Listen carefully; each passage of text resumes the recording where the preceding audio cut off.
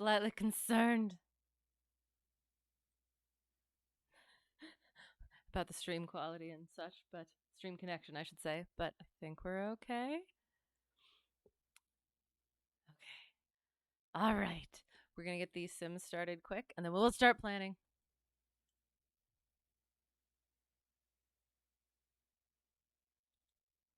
All right. That's good. Boom, and boom, and boom.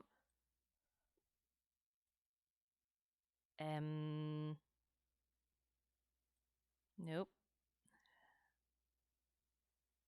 Boom, and nyum. Boom. Okay. I think we're good. We shall start hearing the sound in a little bit.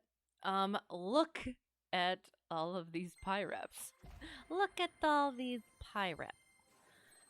So I think we're looking for some VATSIM. So we were right in, this area. I hear music, so I think we'll be good. I think it's not too loud, so we'll check it again before we actually get in the plane. But I need to be able to hear myself think. So here we go. All right, so we're gonna look around in here because that's where we have some VATSIM. Haha, yay. Plus some nasty weather. So we're just gonna zoop right into. Are they going to stay on? Is the question. I guess we'll have to see. We'll start planning, and honestly, they might leave in like 15 minutes. So hopefully not. We're gonna hope not. So we're just gonna zoom in and find a couple of pinks because we live dangerously in the sim at least. How about this one? Right in between some MOAs. Yay! Ew, but I don't want to have to change. Would they? Hang on. Do they actually change right there? That would be interesting. I don't wanna, but it would be interesting. How far is it? Plan. And plan. 8 minutes. Nope, it's not gonna work. Yes. Well, and the other thing I was wondering about is, am I supposed to be... I've been filing direct and flying direct, even though my plane, the sim plane, is not technically, it doesn't have a GPS, and so technically I should not be doing that. But I'm trying to fly how I do in real life. So that's my excuse, I guess. Lol. Aw, that'd be fun. So I don't know if I should be... I will. I'll just find VORs in the field and just pretend I'm using the VOR. How about this one? This one looks good. We'll plan this one, potentially, maybe. Cahez. Hardy Anders. Natchez Adams. It's a mouthful. Cahez. It's still an 8-minute flight from Cahez to Cahez, apparently. Where are we starting from? Nowhere too spooky. I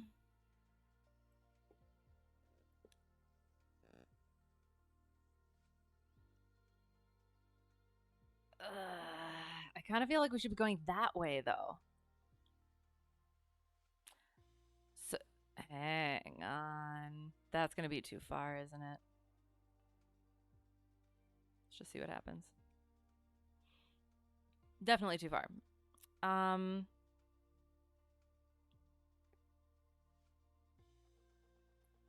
Can I flip these?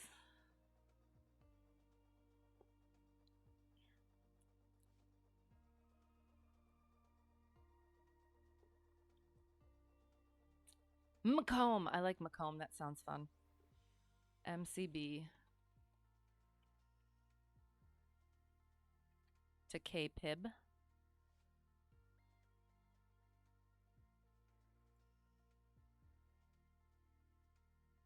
I guess I should see. I'm pretty sure. Okay, VOR alpha. Ooh, okay. Probably should do that. So KPIB.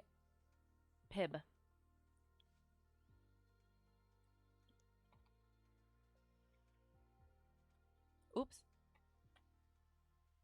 That should be good. I'm just gonna file direct and hope that they don't scold me for it. They haven't yet, although I haven't exactly actually gotten VATSIM ATC much yet. Okay, so we're going to start here. We need to look at our takeoff minimums and obstacle departure procedures and such. So we look at that first. And we must also look at, currently we have, amazing, 7, gusting 17, give it back. Wait, what? Wind varying between, so 350 degrees, variable to 50 degrees. Excellent, sounds fun. 10 statute miles visibility, overcast at 600, not too bad. 7 degrees Celsius, 6 degrees dew point, 3029 remarks AO2. Ceiling varies between 500 and 1,000. Okay. So we're taking off runway question mark? Whatever one points northish. This is all very technical. KPIB, we're starting. Oops. Just PIB.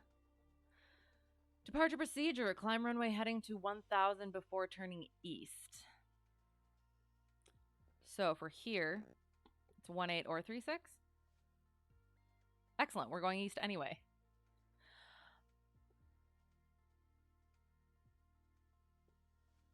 Well, now I need to know. Hang on. So, and again, is this departure procedure runways 18 and 36? Climb runway heading to 1,000 before turning east if you are already going east? Or you have to turn east? Like, do I just do whatever I want if I'm turning west?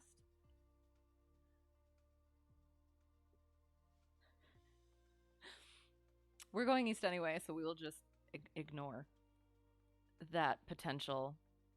Yes. So we're going to climb runway heading, and we're taking 36, and we'll be going east, so we'll be taking a right. Excellent. Okay. So now, oops. Oh, I have a fuzzy in my mouth. I was saying goodnight to my cat. Don't judge me.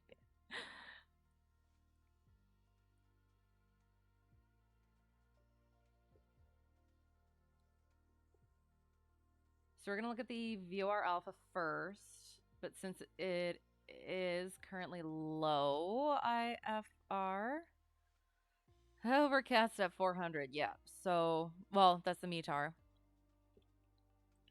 However, so VOR alpha for Hattiesburg-Laurel Regional PIB, it is current until next week. VOR-TAC 110.6, approach course 356. Runway length and touchdown zone elevation are not available because it is an alpha. Airport elevation is 298. Missed approach, climb to 1,300. I usually do this afterward. Hang on. Maybe I should just start doing it right now. Missed approach, climb to 1,300. Then climbing left, turn to 2,000. Direct Libby. VOR-TAC and hold. Eaten. Okay. Frequencies we'll get on VATSIM. Oh, joy. It's an arc. Okay, that's fair. Might as well. Oh, I don't want to, but we're going to. Excellent. Oh, yep, and it is circling. We have no notes. Minimum safe altitude is 2,400 on all sides, within 25 miles of Eaton. Probably just going to call it Libby because that's what it is. That's what it says. So we either we have DME. So we will use the DME in the plane.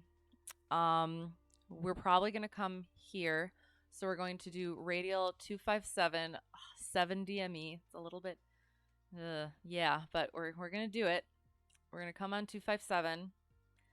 And then we're going to, yeah, do the thing. Turn right. And then I haven't done an arc in a while, so this is going to be a disaster. So yeah, 257 plus 90 degrees. We'll do that when we get in the plane. Okay. And there's no procedure turns. So we just go straight into 356. And we will be told what altitude to be at. 1400 to the final approach fix. And then 760. And we need 1 statute mile of visibility. So let me look in 500-foot ceiling. And I kind of forget how those work where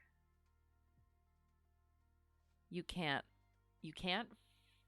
technically file it, or is that only for certain parts? So we will probably potentially be taking off. We'll go with 330. So 0330 plus however long it takes to get there. So 0400. So the 21st, correct?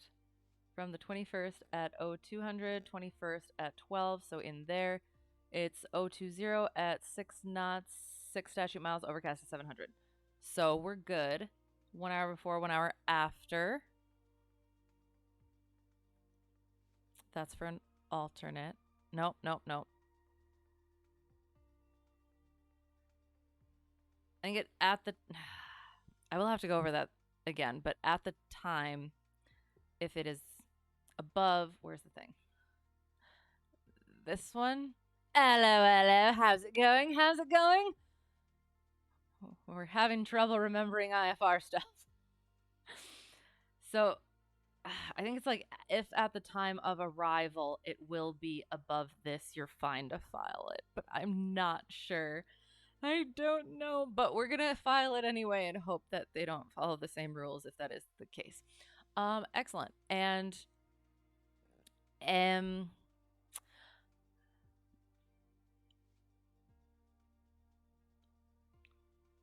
why is this one a circling?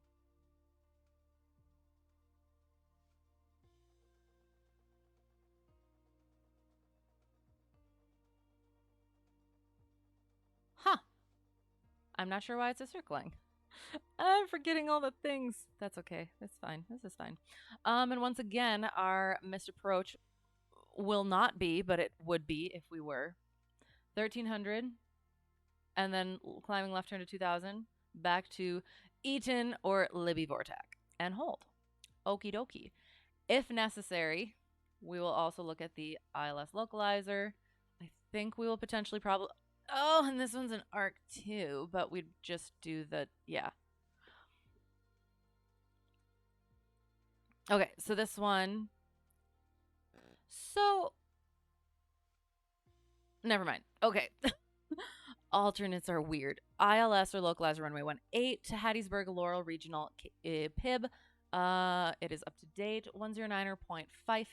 Approach course is 181 degrees. Okay, so I would be here. I'd be holding here.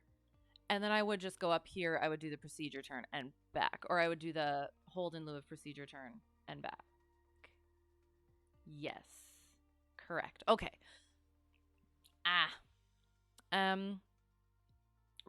Runway length is 6,500. Nice. Touchdown zone elevation and airport elevation are the same at 2.9 or 8. DME's required. No notes. Looking for a Mauser on that. Ooh. So we get a Mauser on the one side, but not on the other side, which is irritating. It was K what? KMCB. MCB to KPIB. MCB to KPIB. Excellent.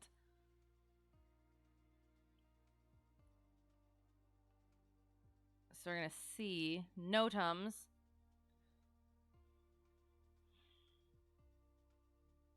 I forget what the RAI light is. Runway something identifier. I'm not sure. Instrument approach procedure is adjusted and we're good. Okay. So I wonder if I will actually have to circle for this.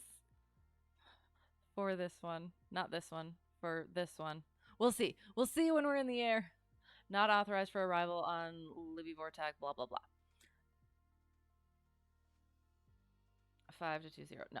Because we're just going to be at it, and we're going to be holding here, and we're just going to go straight in, I think. Yeah. Okay. So missed approach is climb to 2100, direct to the Vortac and hold. That's nice. Continue climb and hold to 2100. Frequencies we'll get on VATSIM. MSA is 2400. All sides of the VOR. And once again, we would be holding here, doing a left teardrop to enter back onto the localizer.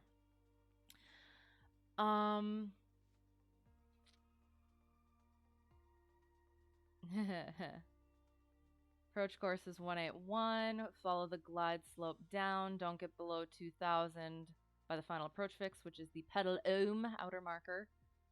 And then follow the glide slope down to 498. We'll just go round it up to 500. Okay.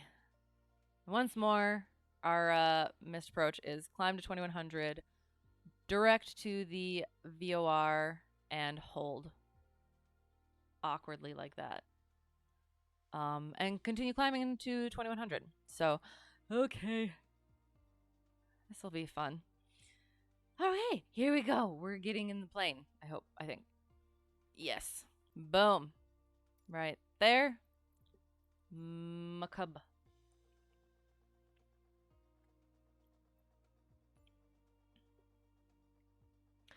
And I guess I should, let's see. Let's see. Are they still up? They're still up. Dang it. But wait, so where actually am I? Because what is this? I don't understand what this is. New Orleans approach. So if I'm at all in there, I would be talking to approach? Or am I talking to center if I'm not going to anywhere? I don't know. So where were we? Hattiesburg. That's exactly where we are. I saw that on there. So we're here, so we're probably like starting over here-ish. I talk to approach. Okay, if I'm at all in this area. Sounds good. Thank you. I appreciate it. If you're in that area. Okay, sounds good. I wasn't sure if it was like for people who are actually going to there versus people who are just kind of doodling around out in elsewhere. But I don't think we are in there. I'm trying to kind of figure it out here.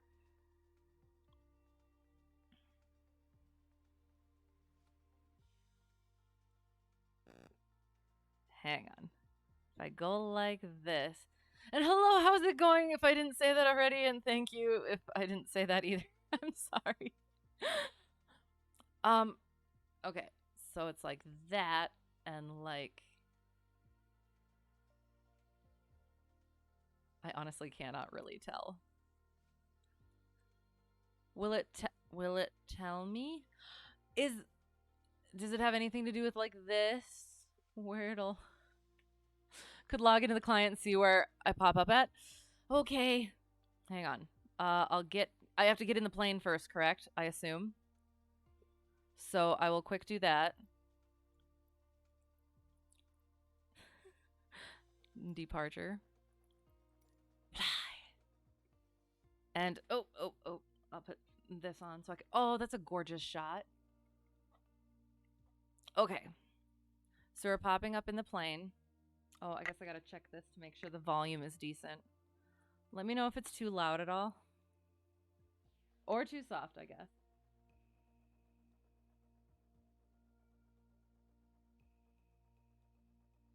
Okay. I think we're good. Ah!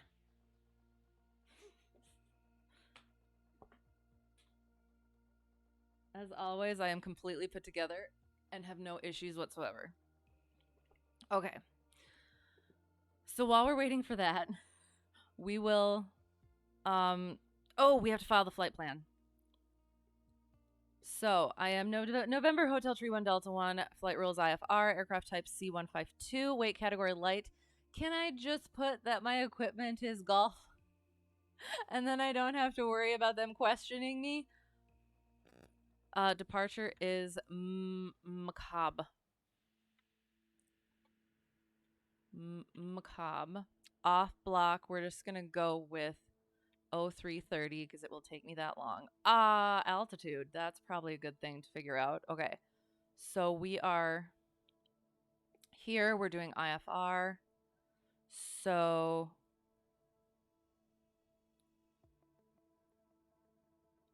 we got 3,200 over here. We got 2,300. Around here is 2,000. I mean, since should I just file it not direct, file it to here? I don't.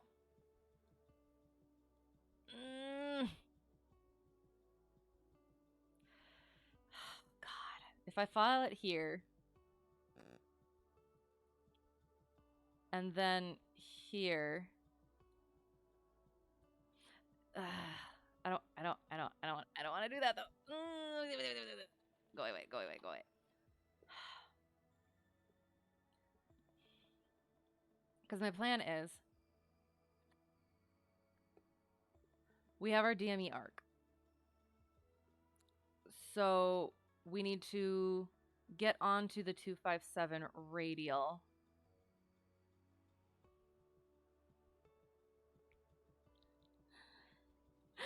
All right, we're gonna get in the plane and figure stuff out. Oh shoot, altitude. We're going that-ish way, so 3,500 I think should probably be fine. Let me look again on the thing. Sorry. Oops. 32, 27, 25, 29, 3,500. Perfect. You think you cheat? You use SimBrief? What exactly does that all do? I've heard that's nice and that's good. I'm not sure if I would consider it cheating, but I mean, you utilize your resources so that you get the best outcome. En route time was, according to SkyVector, 33 minutes.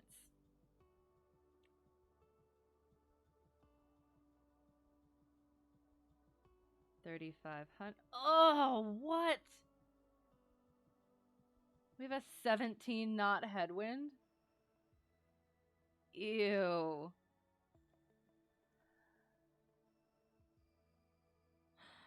Oh, I kind of want to bring it in, but whatever. We'll see what happens. I have to get some commercial practice in. I've gotten some lessons in and I want to practice the things. So we're going to do 3,500. Time en route is, according to SkyVector, is 33 minutes. Should I be using SkyVector or should I be using preflight? I don't know. We're going to use SkyVector and hope for the best. Because I feel like that's what most people would probably use, I assume. En route time is 0033. Fuel endurance, 4 hours. I'm just going to do direct and see what happens. I really want to put my equipment as golf. Okay, I think I'm good. Hotel Tree 1 Delta 1, IFR, C152 light. Equipment is Alpha, KMCB, 0330, 3500, 105 KPIB, 0033, 0400 direct. New to VATSIM. AKA, please be nice to me, and I'm sorry for all of the mistakes that I make. Okay, so getting the sim, boom, and la da da da. It do be dark though. No! I had this on. Why isn't it?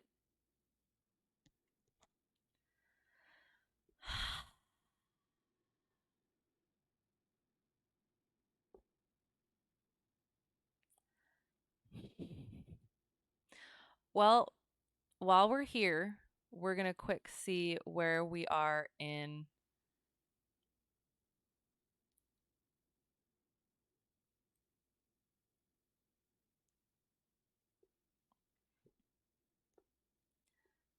the VATSIM.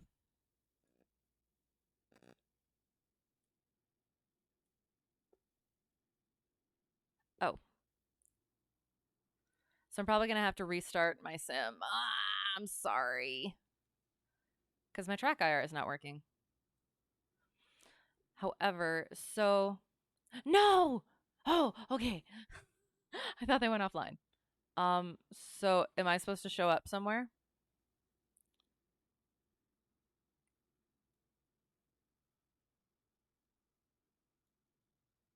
I should be somewhere over here. I am not popping up. Oh, wait. Or do I actually have to like have my plane on and everything?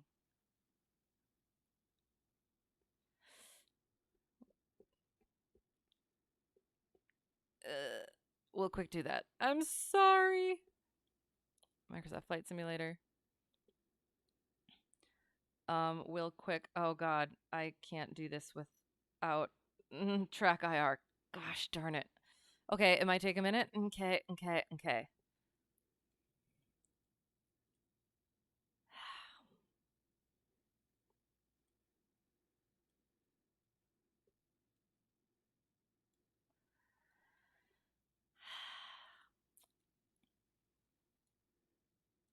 Oh, okay, we are out because it is Macomb. It's Macomb to Hattiesburg. Okay, we're good. So it takes 1 to 2 minutes to show up. All right. Well, since we figured it out, we're not in there. We'll just be using this area. I'm gonna have to restart my sim because track IR is apparently not cooperating at the moment. So we're going to. I'm gonna see what happens with that.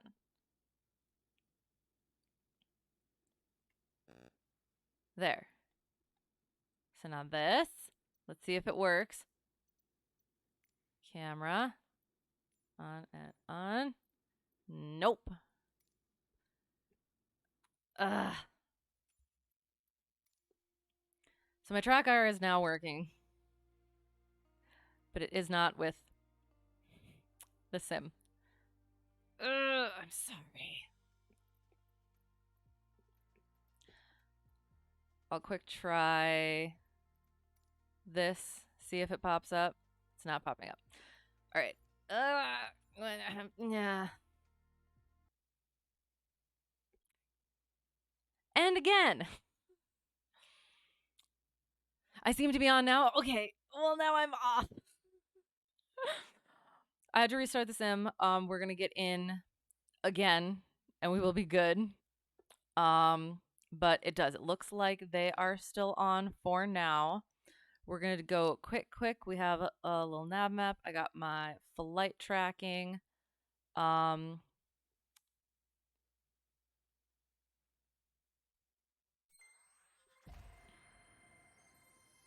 will get that off. Boom. All right, we're back in. And we're doing the thing. I am in Houston Center, not approach. Excellent. Thank you. So Houston Center. Oh shoot, it went off. That's okay. I will look in the one thing. Will be.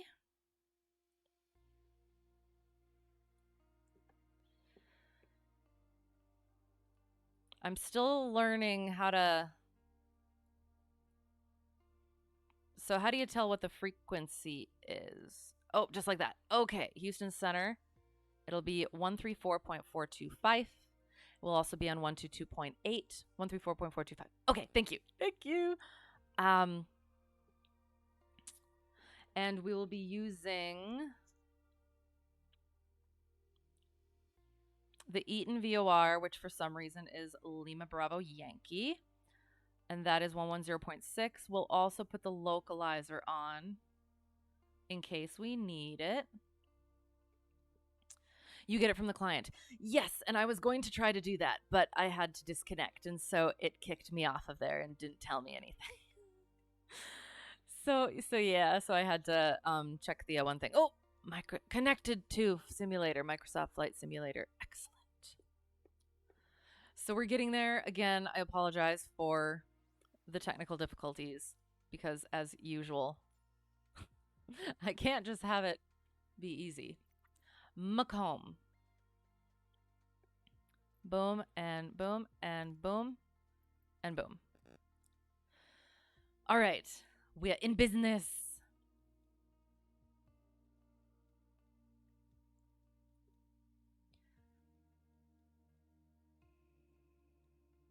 And so once I'm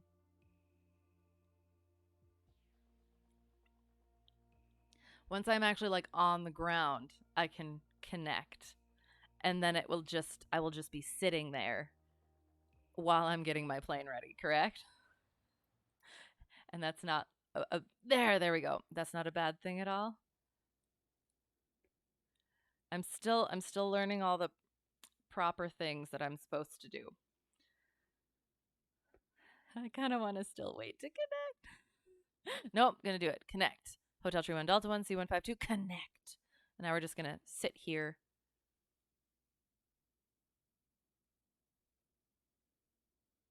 Welcome to VATSIM.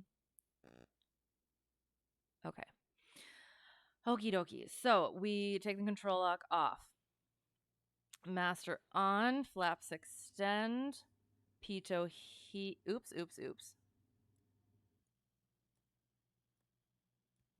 Landing. Flaps extend. Fuel is working. I think once again I'm going to turn this. Or we're just going to be really quick about it. Lights are working. Excellent. Check the pitot tube. Grasp the pitot tube, feel that heat, and turn it off.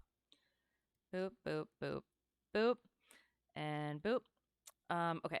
And then we go outside the plane again. I can't see a thing, so we're just gonna quick buzz through it with the lights on. Turn the sun on.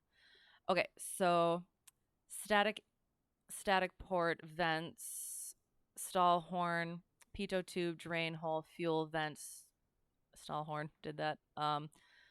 Drain a little bit of fuel, flap, aileron, tire, baggage door, antennas, fuel caps, elevator, trim tab, rudder, antennas, aileron, flap, drain a little bit of fuel, tire, vents, oil, drain a little bit of fuel, make sure it's shut tight, leading edge of the prop, alternator belt, exhaust, air intake, nose wheel clearance, tire.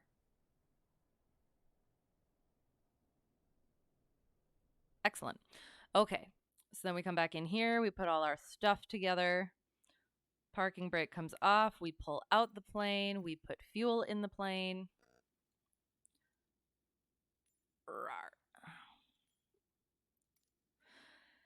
And then checking that windsock.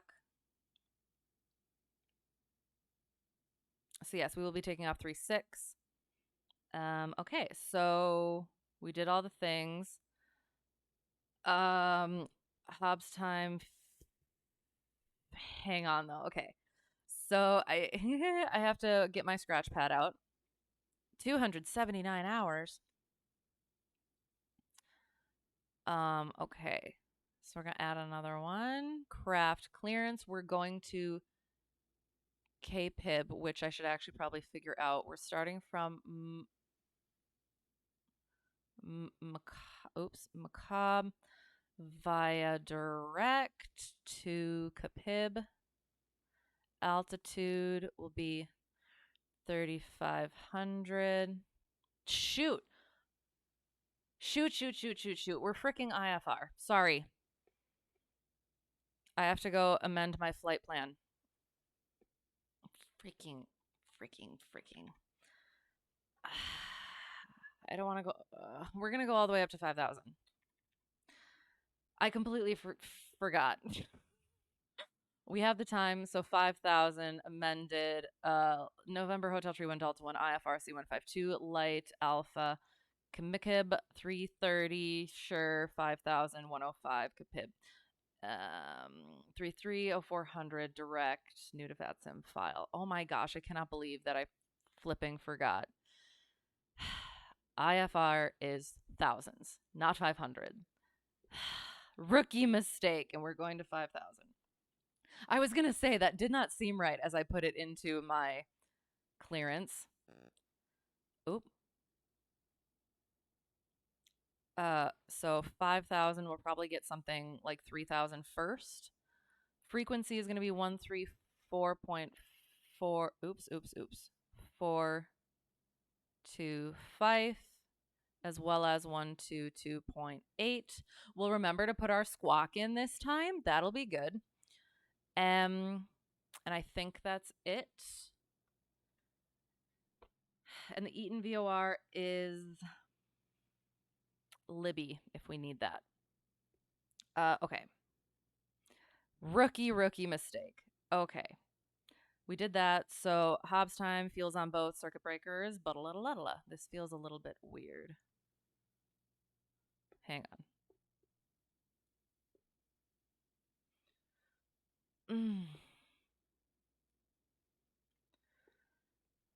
I guess we'll see what happens.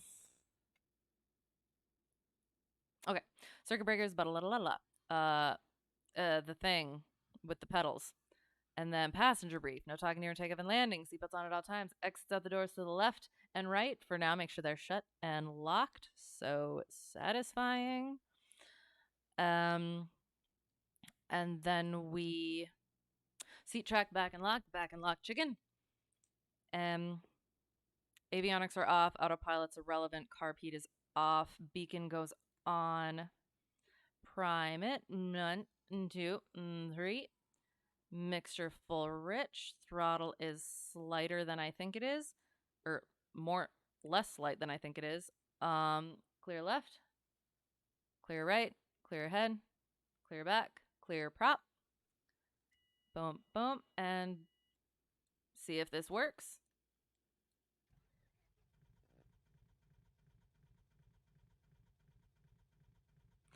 It does not.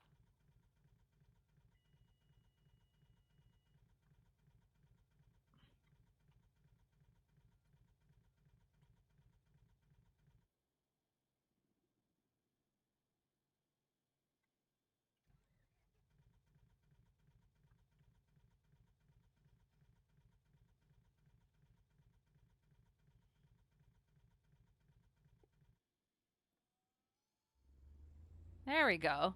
Really? It needed an extra shot of primer? Interesting. Well, that was fun. Okay, so frequencies are on. This goes on. DME goes on. Avionics go on. Oops. Flaps go up. Nav lights. Taxi lights. Good. Bring that down to 1,000. 134.425 will get on there. Oops.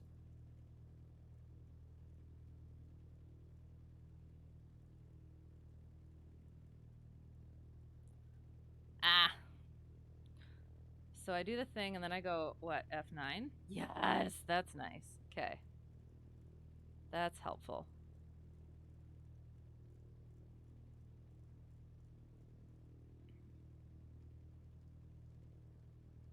One, 3, 4. I should also know where we're actually leaving. So we're leaving from Macomb and going to Hattiesburg-Laurel. I really have to say that whole thing? Hattiesburg-Laurel.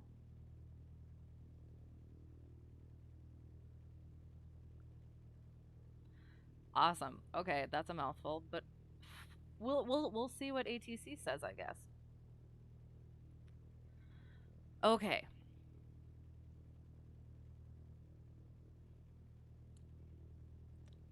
We will get ourselves the weather.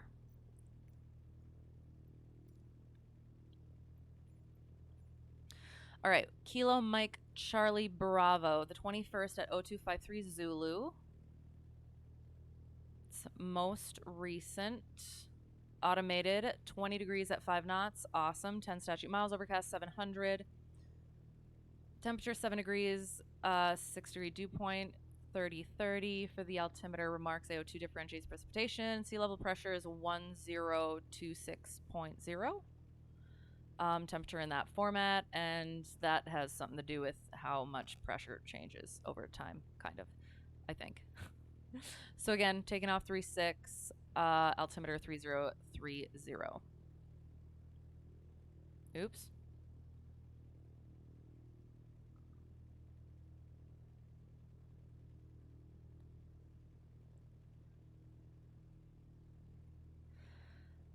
Indicates a little over 400, like 410. So does that 413? Perfect. We're good to go there. We're gonna listen. I think I did all the things.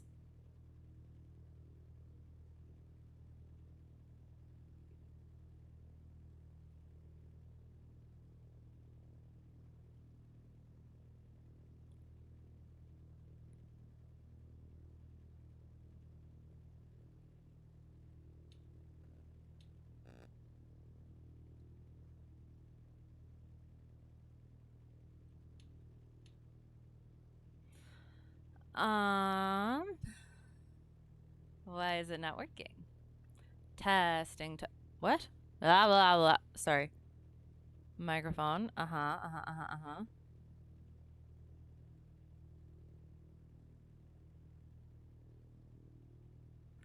Blah, la, la, la.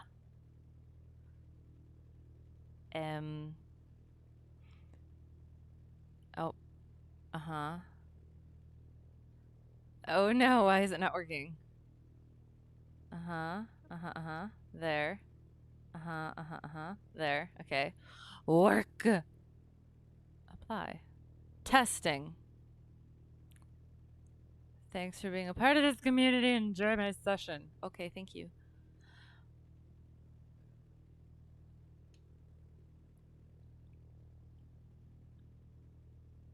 What am I doing wrong? I haven't had this issue before.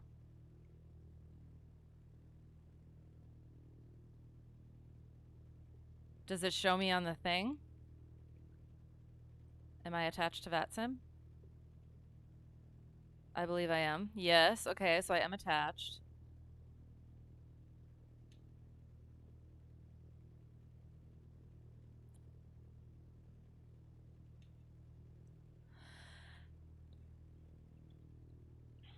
Did I do something entirely wrong? 134.425.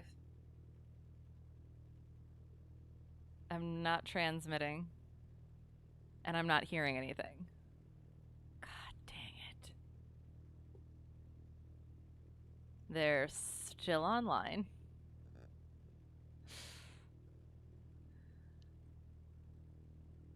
Do I need to disconnect and reconnect?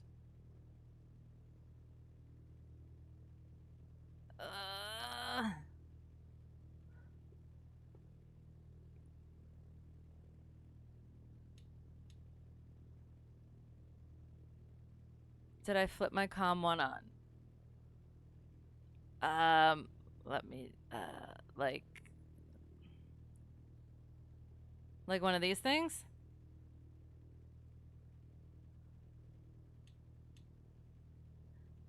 I hope I'm not just like being a nuisance.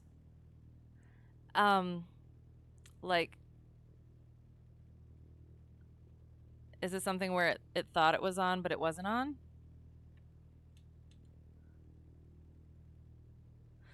I'm so sorry.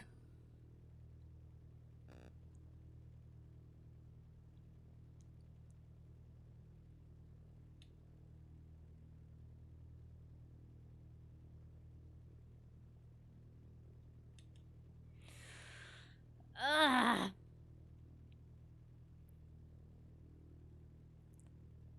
I'm gonna quick go to here, see if I hear anything here. Receive both. Okay.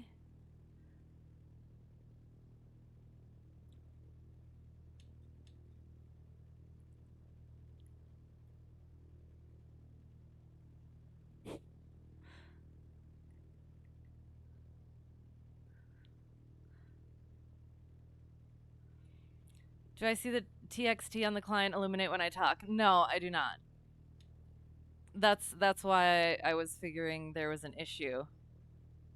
Because usually it does.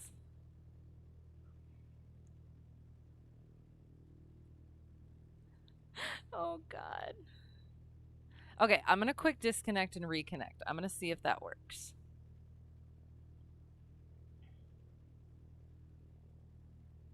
Connect. Connect. Let's try this again. Usually the comm switch needs to be flipped. I did that though. Okay, I'll try it. I'll try it again. So, oh my God, why? Why am I inside my face? That's weird.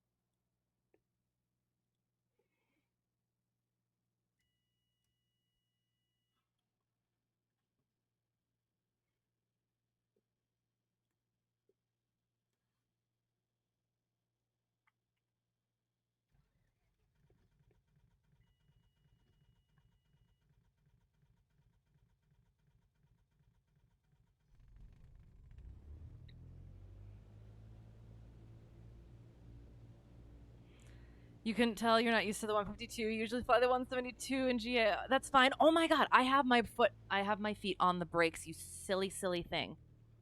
Stop moving. I promised my feet were on the brakes. But I appreciate you attempting to help my silliness. We're gonna get back over there. And now I put the parking brake on. Oh my God, I am so sorry. Ugh. It can never be easy. And just pretend you don't see what's happening here. We're just gonna get right back to where-ish we were.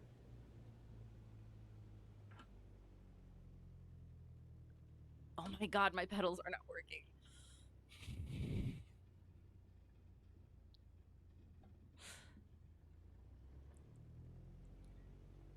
Okay. There. All right, we're good. I'm still not seeing it go.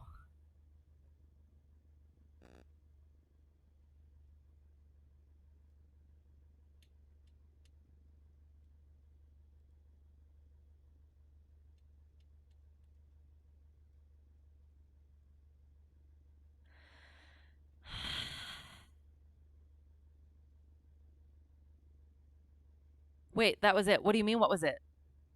Was it working?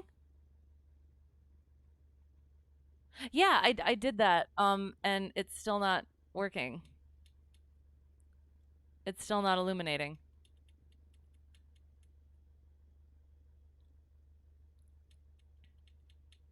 And of course, when I do that, it goes into my face, which is creepy.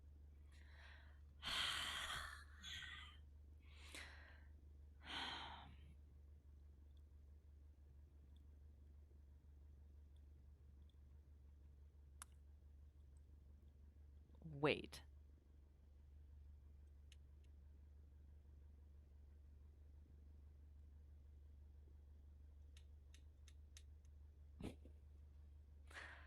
So I put parking brake is going on so I don't do anything stupid again.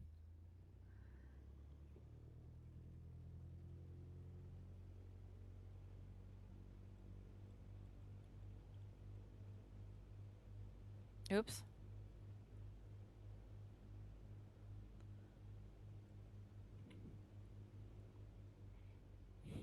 I have not had this issue before. One looks like it is pressed in, so I should be good, right? But it's not doing anything on the client. I guess I could like ask if anybody can hear me. So what do I just do? This Cessna Hotel True on Delta 1. Can I get a radio check? Hi, hello. We're struggling to get me into VATSIM because apparently my microphone is not working or something is not working. Blah, blah, blah, blah, blah, blah, blah. I don't know what the deal is. Okay, we're just gonna pretend like things are fine. We're gonna get our things back in here. And I was so ready to go do the things and get the things done. I have a good air traffic controlled session so I can stop being a big baby. But no, now my microphone is, hey, could I fly IFR in this thing? Probably technically not. That's why I have icing off. Well, okay, so yes, IFR.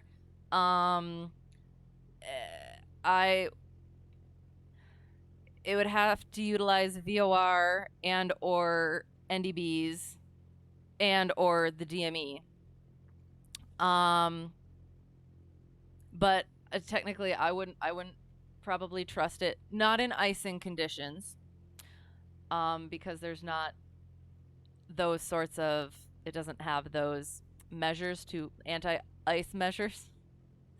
But yeah, we're going to fly at IFR in a little bit once we figure out why we can't connect to VATSIM.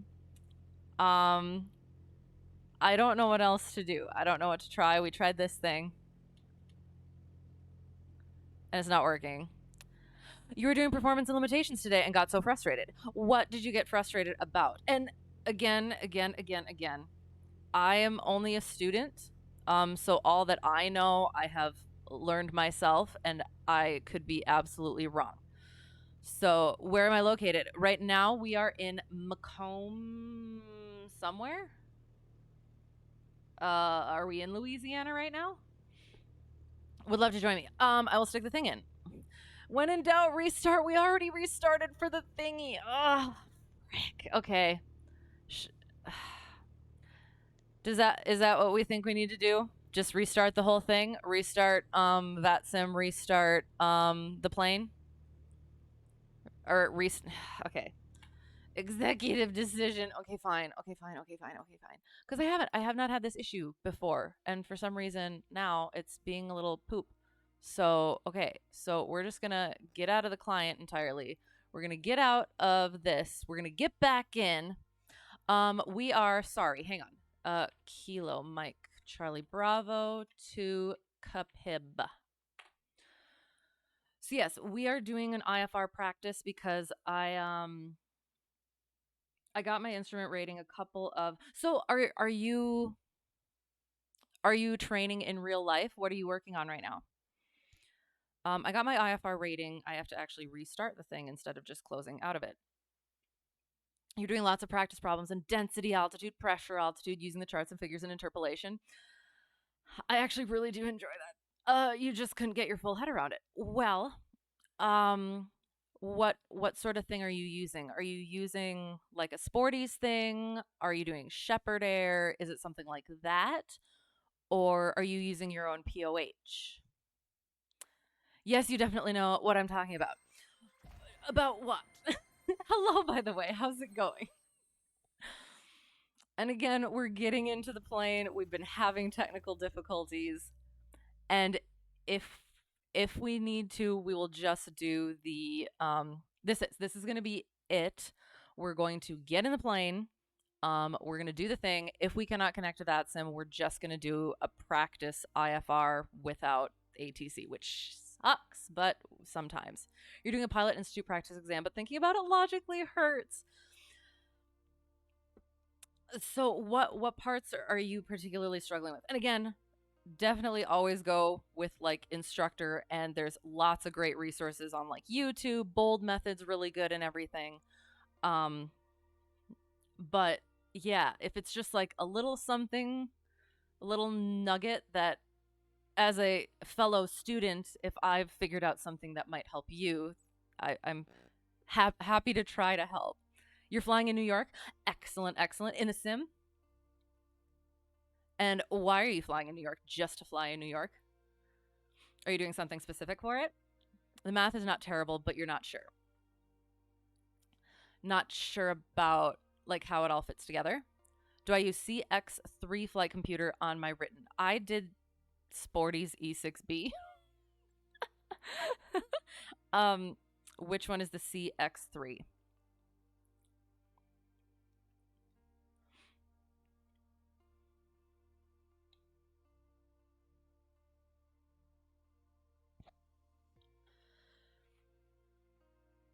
But yeah, I just did the electronic one. I practiced and studied with the roundy thingy one, which is a very technical term. But it's just easier and it makes it less stressful to just use what is available. But it is good to know how to do. You were landing into KGLS. How did it go? And no worries, we decided to restart entirely. So we're gonna do that and try this one more fleeping time.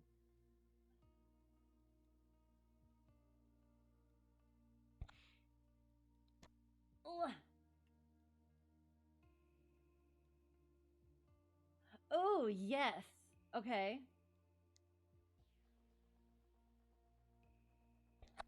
You just had to get off of the topic for today. Should you load up on VATSIM?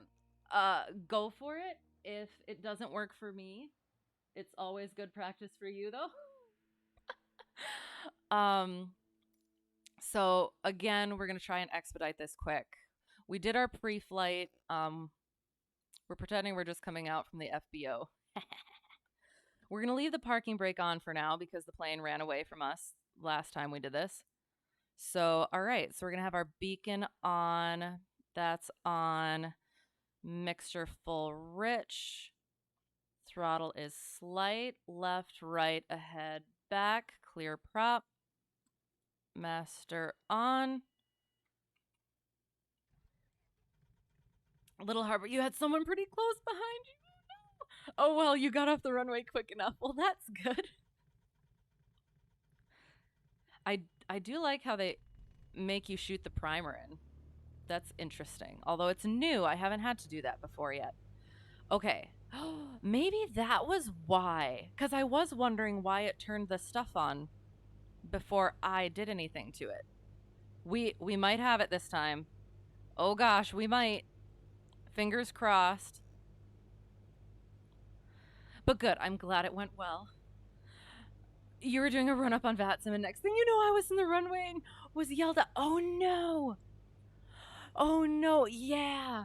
Oh no! Big oops on the parking brake. Your head was buried in the instruments. Yes, I try and do it pretty much how I do it in real life. So I don't use the parking brake. So I'm so terrified of doing that. So I'm glad that it eventually went well. It was a learning experience. And yeah, if ever that happens to me, I know that it is okay, or it will be okay eventually. So I appreciate that story. All right, so let's try this again. We have the plane set up. Now we shall open the VATSIM. Here comes the VATSIM. Okay. Okay. Hold the brakes, but in the sim, your rudder brakes just end up releasing your parking brake. Okay. Would never happen in real life, though. Right. And, well, and because you would kind of realize you were moving. You don't get that feeling in the sim. Okay. Connect. Hotel Tree 1 Delta 1, C152, connect. Okay. Parking brake is on. It's working. Yes. Okay, I do. I think that was what it was. Is I had VATSIM up and then it just tangled with everything else. No, you have got to be kidding. Oh, I saw Houston Center was off, but it wasn't. So, okay, we are in business. Here we go. Oop. There we go. What airport? We are at I'll give the flight plan. There it is.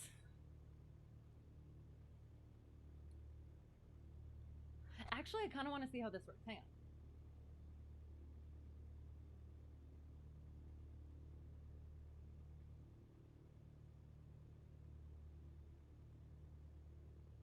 Did that work? I pinned, oh, sorry if I pepped into the, Can you see the pinned message or should I just type it in again? I'll just type it in again as well. Just in case it doesn't work. Yep. So we're starting at, Kamakab. It did work excellent. And then we will be landing at KPIB. So I hope that wasn't confusing. So starting at the Macomb. I'm sorry. Okay, here we go. 3-1-3-4-4-2-5.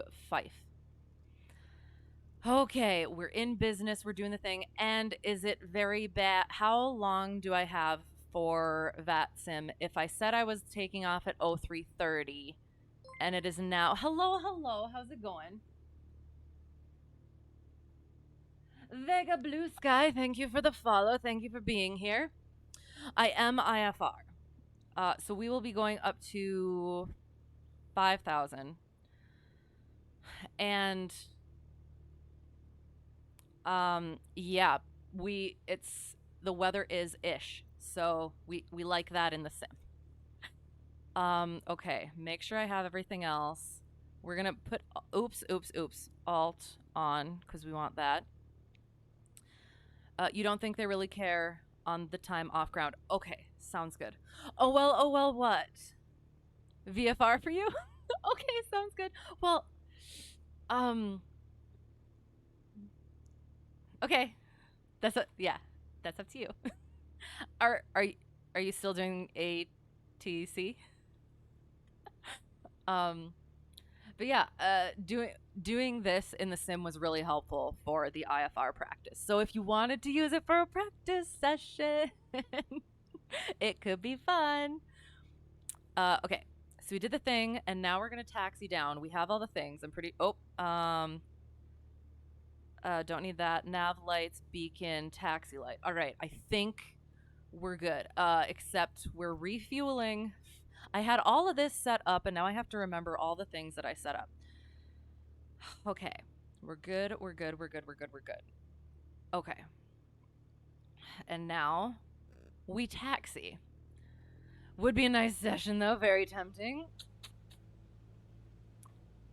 I agree. What am I doing? So this is, interesting. So we have an ILS hold short, but, so I probably should have just gone around. I should have gone around on the taxiway. I'll do that next time. We are taxiing. Is that a run-up area? Oh, wait, what is, okay, hang on. Why does that say 3416?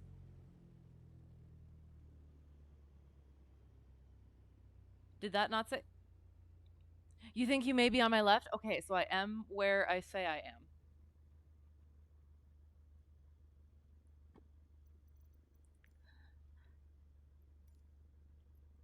Okay. It says they're at McCombs, but for some reason it's saying that it's runway 3416 when I believe it was 3816, unless I was reading the wrong thing.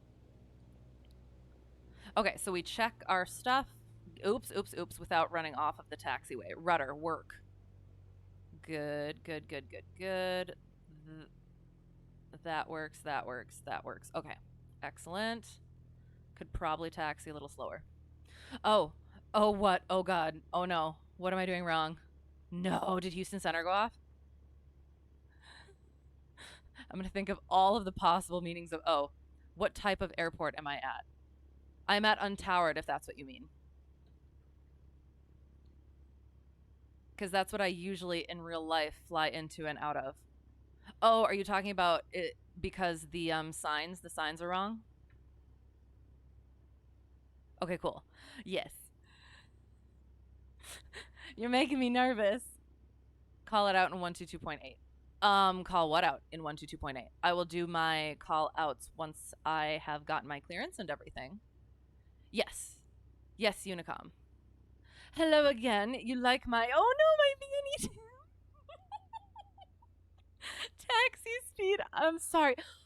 We have been trying to get in the air for the past, like, honestly, it feels like hours and hours.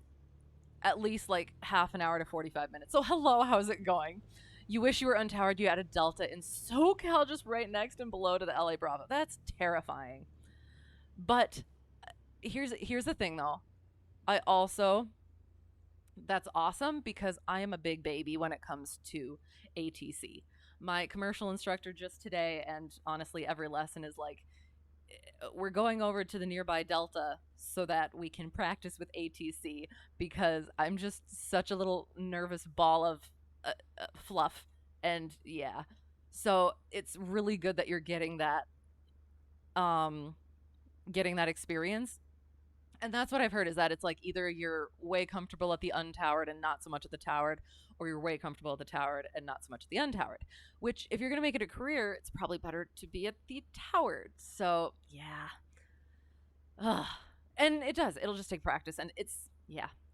It's easy once you get into it. When I get in the air, ask for IFR to Houston Center. I usually get it on the ground just because then I don't have to worry about doing the things in the air. So unless this is a specific VATSIM thing that like politeness dictates that I should be getting it in the air instead. Well, actually, I can't. I cannot take off without a clearance because I will be flying into the clouds. So we will call it out on the ground. I got to do my run up though. Right. How often do I fly? As often as I can. The weather's been terrible recently. But I flew on Sunday and then I just flew today and weather's going to be bad. So hopefully next week again. I try to get at least once, maybe twice a week. And what is my goal for my ratings and certs? All of them. As many as I can. I'm currently instrument rated, working on my commercial certificate. We'll move on to multi-engine at some point. Not sure about instructing, but we'll see. And then yeah, float plane. Yeah, yeah. We'll see. What about you? Okay, so we okay. I have to remember what the thing is. Fuels on both, trim for takeoff. You're in my way, instructor. Okay, I'm just gonna get rid of you for a second. So I can see. Boop and boop. Boop and boop and boop and boop and ouch and boop and there and whoa, hi, I'm so sorry. We're going. For a career, yes. Not sure what yet. I was saying no to airlines, but my primary instructor has been nudging me for it. Okay, it's really bothering me that it says 3-4. Why does it say 3-4? What on earth was I looking at then? Hang on. I need to check a thing. Oh, because I'm a silly. That's why. Hang on.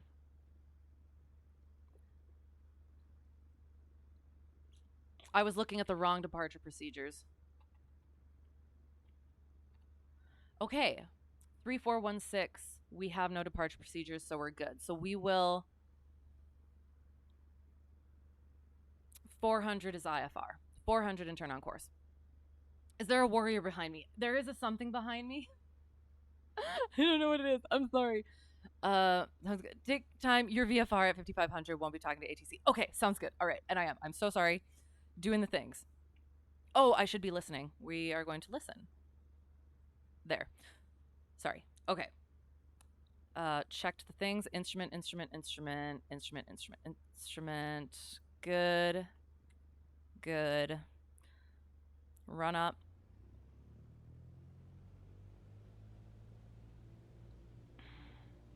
Oops, wrong way. One left. Watch that drop and back. Oops. Right. Watch that drop and back. Car peak goes out. Watch that drop and back. Amps and volts. Amps and volts. Vacuum. Oil temperature, pressure. Idle. Okay.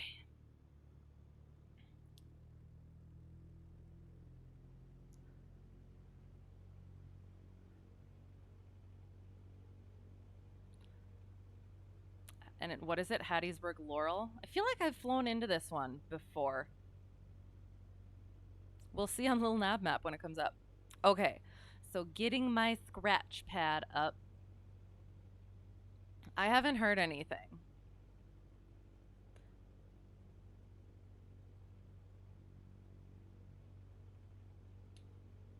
Okay. 13,000, San Antonio altimeter 3038. Copy altimeter, and we'll cross Marks 13,000, 13,000, so flight 517.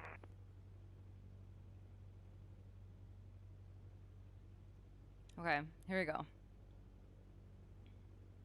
It's Houston Center, right? Yeah.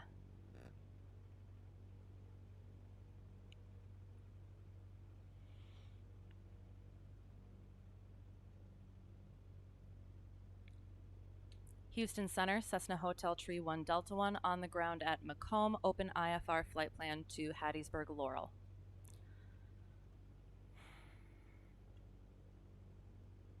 Last station call and say again. Cessna Hotel Tree 1 Delta 1. Do I have to say the whole thing? Radial track unit 70600.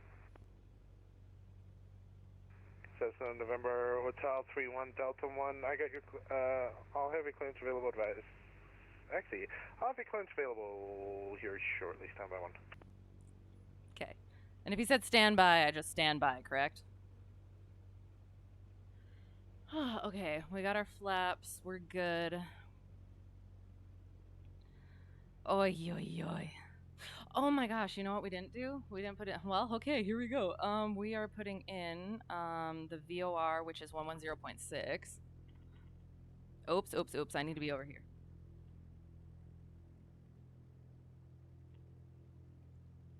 Houston Center, Clipper 2351. Cooper 2351. You mind if we return back to Austin? Our engine managed to kill itself. Our engine managed to kill itself. Cooper 2351. It's such a great way to put it. Not an issue with me. 109.5 for the localizer. If you'd like to return, let's get you back in there. Fly heading of. Make a left turn heading 270. Left 270, Clipper 2351. I'm gonna put my parking brake on because very calm for an emergency. 1424 Exactly. Houston Center, roger. The Austin altimeter 3039, Austin landing north, plan 36 right. Oi, oi, oi. We're gonna check this again. 3030 still. Okay.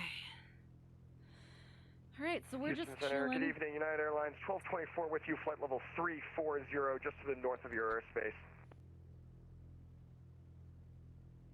United 1224, yeah, you still got about 75 miles. I'll call you back. You've never flown at an untowered before? Delta 530 heavy cross lit at 11,000. It's New Orleans altimeter is super chill. 3026. I guess apart from the busy ones, which is to be expected. But yeah, find one where it's super empty and it's chill. The airport I take off Houston Center, Silverhawk 817. is let me know if it's like too loud or anything. You're nervous. It's good. Are you going to be on VATSIM for it? Just confirm the call sign. You guess you just squawk 1200 and don't talk. Sierra Lima Hotel. Pretty Silverhawk much. 817, Houston Center, squawk 7401. So I'll 7401 817. I'll actually be doing. I'll have November Hotel 31 Delta 1. I just want to confirm you're flying IFR or VFR? IFR. Did that come through? Do I do it again? Did it go through? Alright, November Hotel 31 Delta 1. I don't see a route. Are you just planning on flying direct to Hattiesburg? Affirm. Alright, November Hotel 31 Delta 1. Then I got your clearance available. Device ready to copy. Ready to copy. I should be putting my thing at the end. November Hotel 31 Delta 1. Just stand by one more time. I'm just trying to pull up your flight plan here. Roger, no worries.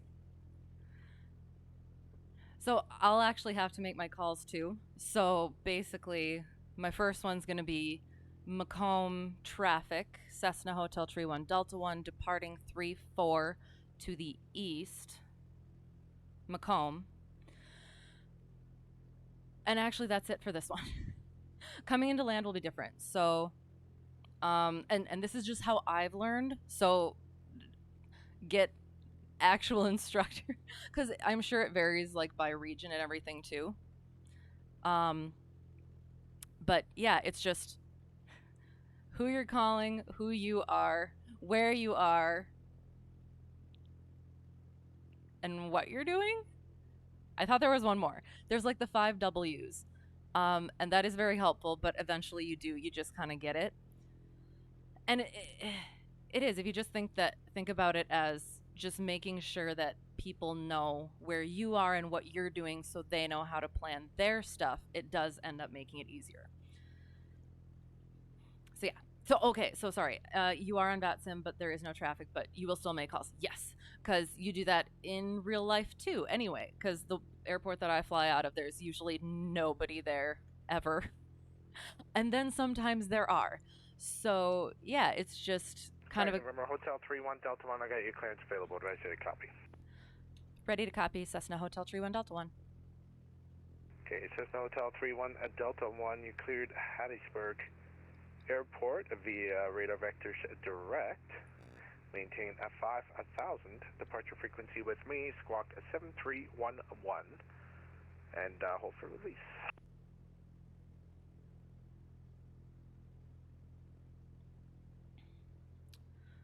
Cessna Hotel 31 Delta 1 is cleared to Hattiesburg via radar vectors direct. Climb maintain 5,000. Frequency with you. Squawk 7311. Hold for release. November Hotel 31 Delta 1, your repack is correct. Your release for departure time now 0400 Zulu.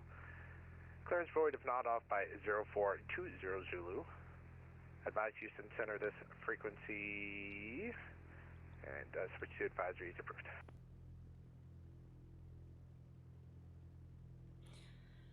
Okay, Houston Center, November 369, Whiskey Tango 1,400. Let's call it 15,000. 369, Whiskey Tango, Houston Center, Roger, climb maintain flight level 430. Up to flight level 430, 9er Whiskey Tango. Cessna Hotel 31 Delta 1, release time 0400 Zulu, void time 0420, advise Houston Center, and frequency change approved.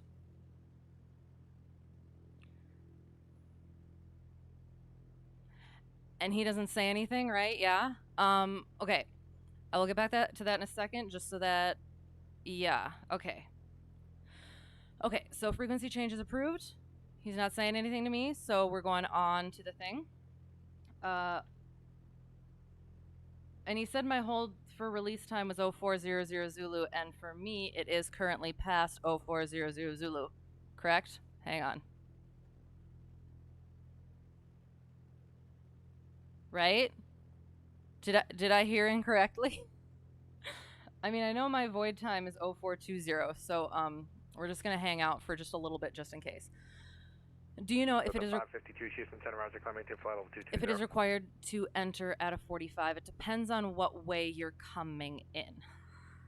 So yeah, that's a thing. And again, I am not an instructor. This is just stuff that I have learned. So so I can walk over and go through the stuff that I have learned, but definitely always check with your instructor. Houston Center, good evening. 1224 with you one more time. You will fly VFR. Excellent. You'll be slower though. That is okay. Up the top of my descent. Good. It is 04 already. Think you're okay. That's what I thought. But and I'll call you right back for your descent. okay. Okay, so we're gonna go. So switched over. Make sure that okay, so I have my squawk code in this time. Hello. Stu 222, how's it going? How is your stream? How is the flight? Thank you for the raid. Hello, everyone. Hello again. Hello again to you as well. Nice 3-line traffic. I'm so sorry. Wait, I see. Yep, okay, there it is. I'm sorry. We're going now. We're taking off. Thanks to Drippy for the raid. Thank you, Drippy. You're landing here right now. So should I be should I be waiting? I can't wait. I'm on an IFR flight plan. You should just do a hold, do a 360, and come continue flying. Okay, so I'm gonna pop onto VATSIM quick. I am on VATSIM. Hang on. Okay. Macomb traffic, Cessna Hotel Tree 1 Delta 1, departing 34 to the east, Macomb. And I'm looking. Okay, and we're going. My brake is a thing, and okay, here we go.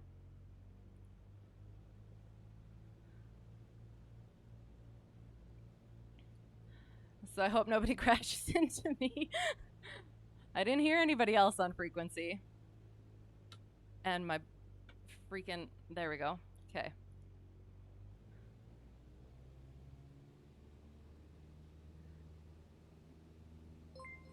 Hello, I will check that in a second.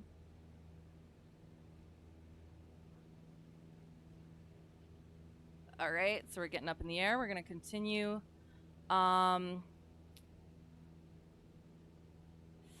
Okay, so climb maintain 5,000. So we were at 400, and I'm going to, as soon as possible, recontact Houston Center.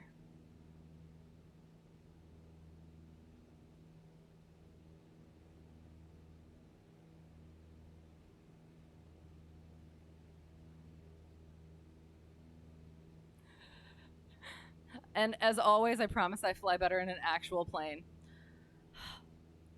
You meant landing to this channel. Okay, sounds good. I was envisioning very terrible things, but okay, sounds good. I appreciate it. I'm so happy to have you here. Yes. I am. I'm gonna get back to that. I want to get on to his thing. Okay. Houston Center, Silverhawk 817. Just wondering if you got radar contact with us. Okay, firm. Thought I called you. Okay, so I'm, ooh, okay. Okay.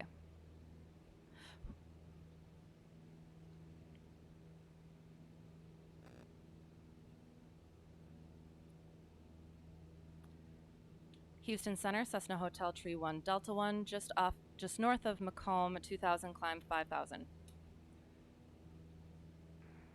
November Hotel 31 Delta 1, squawk ident. Oh God.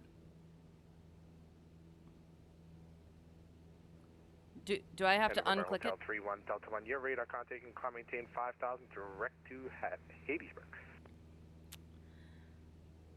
Climb maintain 5,000, direct Hattiesburg.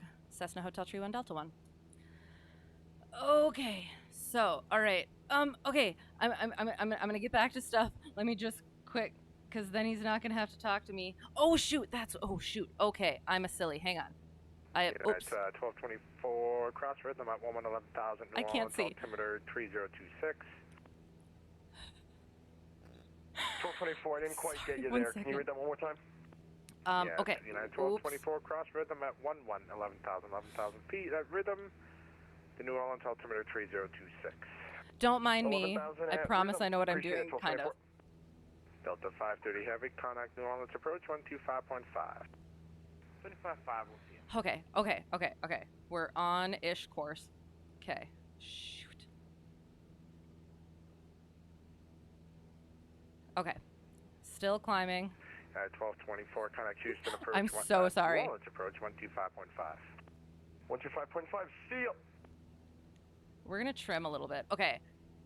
I'm gonna get back to stuff. Who's checking in? Southwest 1932 Houston Center, Roger, climb maintain flight over 390.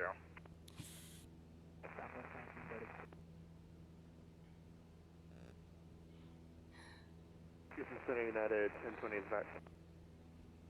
For those of you who don't know, I'm really nervous about being on VATSIM and ATC and stuff, so I apologize. Okay. Stations You Houston took Center. a C310. Crap to kills. Look it! Oh my god! Look how pretty it is. I almost want to also hang on. Oh god, I need to be better. That is idented. Then pattern work for a controller who was on tower for the first time. How did it go? Then flew around unrealistically in South America, which is always fun. That's awesome. So yeah, how did it all go? Houston, you were just there. Excellent. Very nice. We're over in Louisiana, I think. I could be absolutely wrong. You will depart in 1 minute. I think that was a few minutes ago. So how's it going? How's the flying? For you, the sim is just about procedures and VFR fun, not for the actual experience. Procedures and VFR fun, not for the actual experience. What do you mean? Oh, the actual experience. Got you. I'm kind of in the middle-ish. So about that, because I enjoy doing just the fun stuff and messing around and all that, because I'm a lot more particular in the actual plane, so it is nice to be able to just kind of play along and play around, but it is nice to have that real life practice to an extent. So I do understand what you mean. Radios as well, exactly. Hello, how's it going? Must be so close to affiliate. Technically I could be, I just haven't. So yeah, can't wait to drop subs in my community. Okay. We'll see. I'm not sure if I want to. Just cause I enjoy not having ads and stuff, and yeah. I like being able to just hang out with people. So I appreciate that though. We'll see. Can't wait to throw money at people. Awesome. That sounds good to me. And hello, how's it going? Surprised that the C-152 is IFR certed. Well, so the thing is, I really need to get up to 5,000 though. Okay, hang on. Let me get up to 5,000. So you don't need a GPS to fly IFR. You can fly with the VOR and or the NDB if you're able to, and then you got your DME too. So the thing is I think technically I am supposed to be not doing direct. I'm sorry, but I'm trying to do it how I fly it in real life. And I do have a GPS in that plane. So that's how I do it, I guess.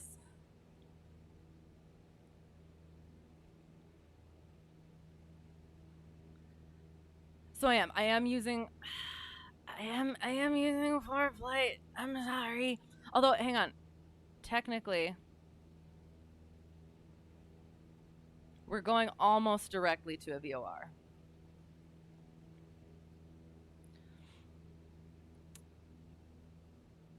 You still get ads as a non-affiliate, you're pretty sure? I guess I haven't had that issue. All stations, Houston Center box. And you don't remember seeing ads here? Yeah. So, I mean... 52, descent on the Wheelie 7 arrival, Austin altimeter is 3039, plan ILS 36 right. Once I get trimmed out properly, we're going to go outside the plane because it's gorgeous. United 1212 is with you at flight level 160. Yeah, 12, Technically, 12, there is Center, Roger, climb, maintain the flight Diamond level 300 DA-20 that is IFR certified but not legally allowed to fly in clouds due to lack of... You need static wicks to fly in clouds? Southwest 1861, Houston Center, Roger, climb, maintain flight level 370, direct Green County VOR. Okay, 370, direct Green County. I don't think the plane that I fly in has static wicks. What up? Jeez. American 10, 24, 16,000. 1020. For lightning protection, right. Let me find you But, I mean, the plane that I fly in, I can fly in clouds, but it doesn't have static wicks. So I would like to know if that is actually a thing, because that would be concerning. Or is it just for that specific plane? Flight level 260. 260, American 10, 24. Repeat this and United 706. Oh, different cert standards. Okay, I do forget about those things. You just reconnected with a complete different flight plan. I'm showing you arriving Zulu Lima X-Ray Yankee now. Drama. I need you to refile your last flight plan that you had. Okay. Look at this is why we get IFR rated. Oh my god, it's gorgeous. 339 Houston Center, Roger, climb, maintain flight level 370. Oops.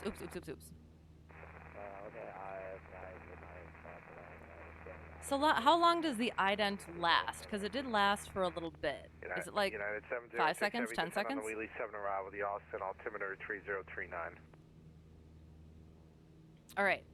So we are going.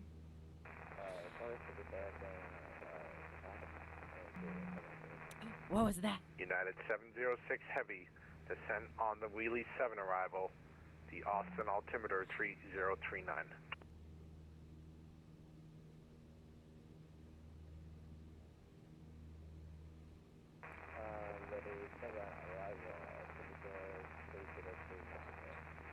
Ident all depends on transponder, you think, but it's pretty short. Okay, that's what I thought, because he asked me to ident, and then I clicked it, and I assumed it would just go and then be gone. But then it kind of held it there for a while, and I thought maybe did I have to turn it off after a while? But I didn't have to, so it must have just taken a little bit for this one. Interesting, thank you. Okay, so I don't know how the heading bug works. I don't have heading bugs in my plane. There we go. Okay, so heading bug is going to be for Delta 4385 Houston Center, Roger, climb, maintain flight level 370. I think. Hang on. I need to go slightly that way. United 1212 heavy, contact Fort Worth Center 13. Okay, oh shoot. Correction, no, correction 135.17. 135.17, United 1212 heavy. So after this, we're doing commercial maneuvers, and I've had commercial instructor, American 1149, I should say commercial lesson, by number 1. Sunday and today, and we did some trim work, which was a lot of fun, which I'm going to attempt to do with this dumb trim button that I absolutely hate, but we're going to see what happens, because it was amazing. Did steep turns basically just with the trim, and it was exquisite. There. Okay. Heading bug. Heading bugs are nice. Okay. Why am I only going that fast? Flight 517, that's affirmative. You can plan ILS runway 4, break United 1424, turn right heading 330, intercept runway 36 right, localizer. I don't want to take 11 hours to go 60 miles. Come on.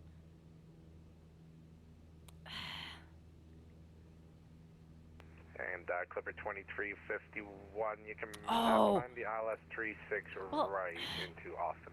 And I still didn't get this thing. Ready, ILS 36 flight for Flipper 2351. So we want 257 because we want to intercept 257 because, oh shoot, I forgot we're doing a DME arc. Oh, gross. Wait, from?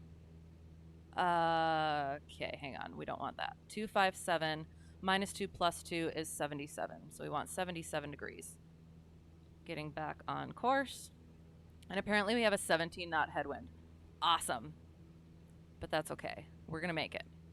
Good evening, Houston Center Piper, November 385, my room level 5,000, 5 down.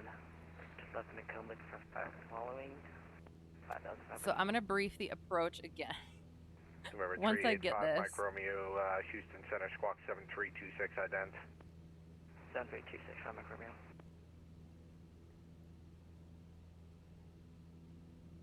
And Houston Center, Delta 710's with you, 14000 for 15,000, heading 130.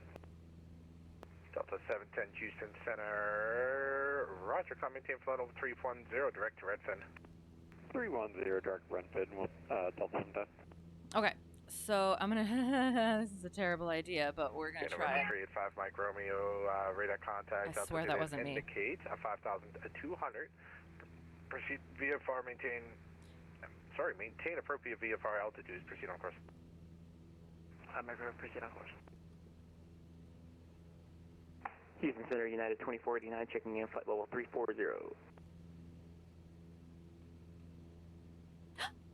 You just got radar contact and your flight following. Nice. Excellent. I was wondering. I was like, okay, excellent. Nicely done. Awesome. United 706, I've instructed you to descend on the arrival. So please descend via the arrival.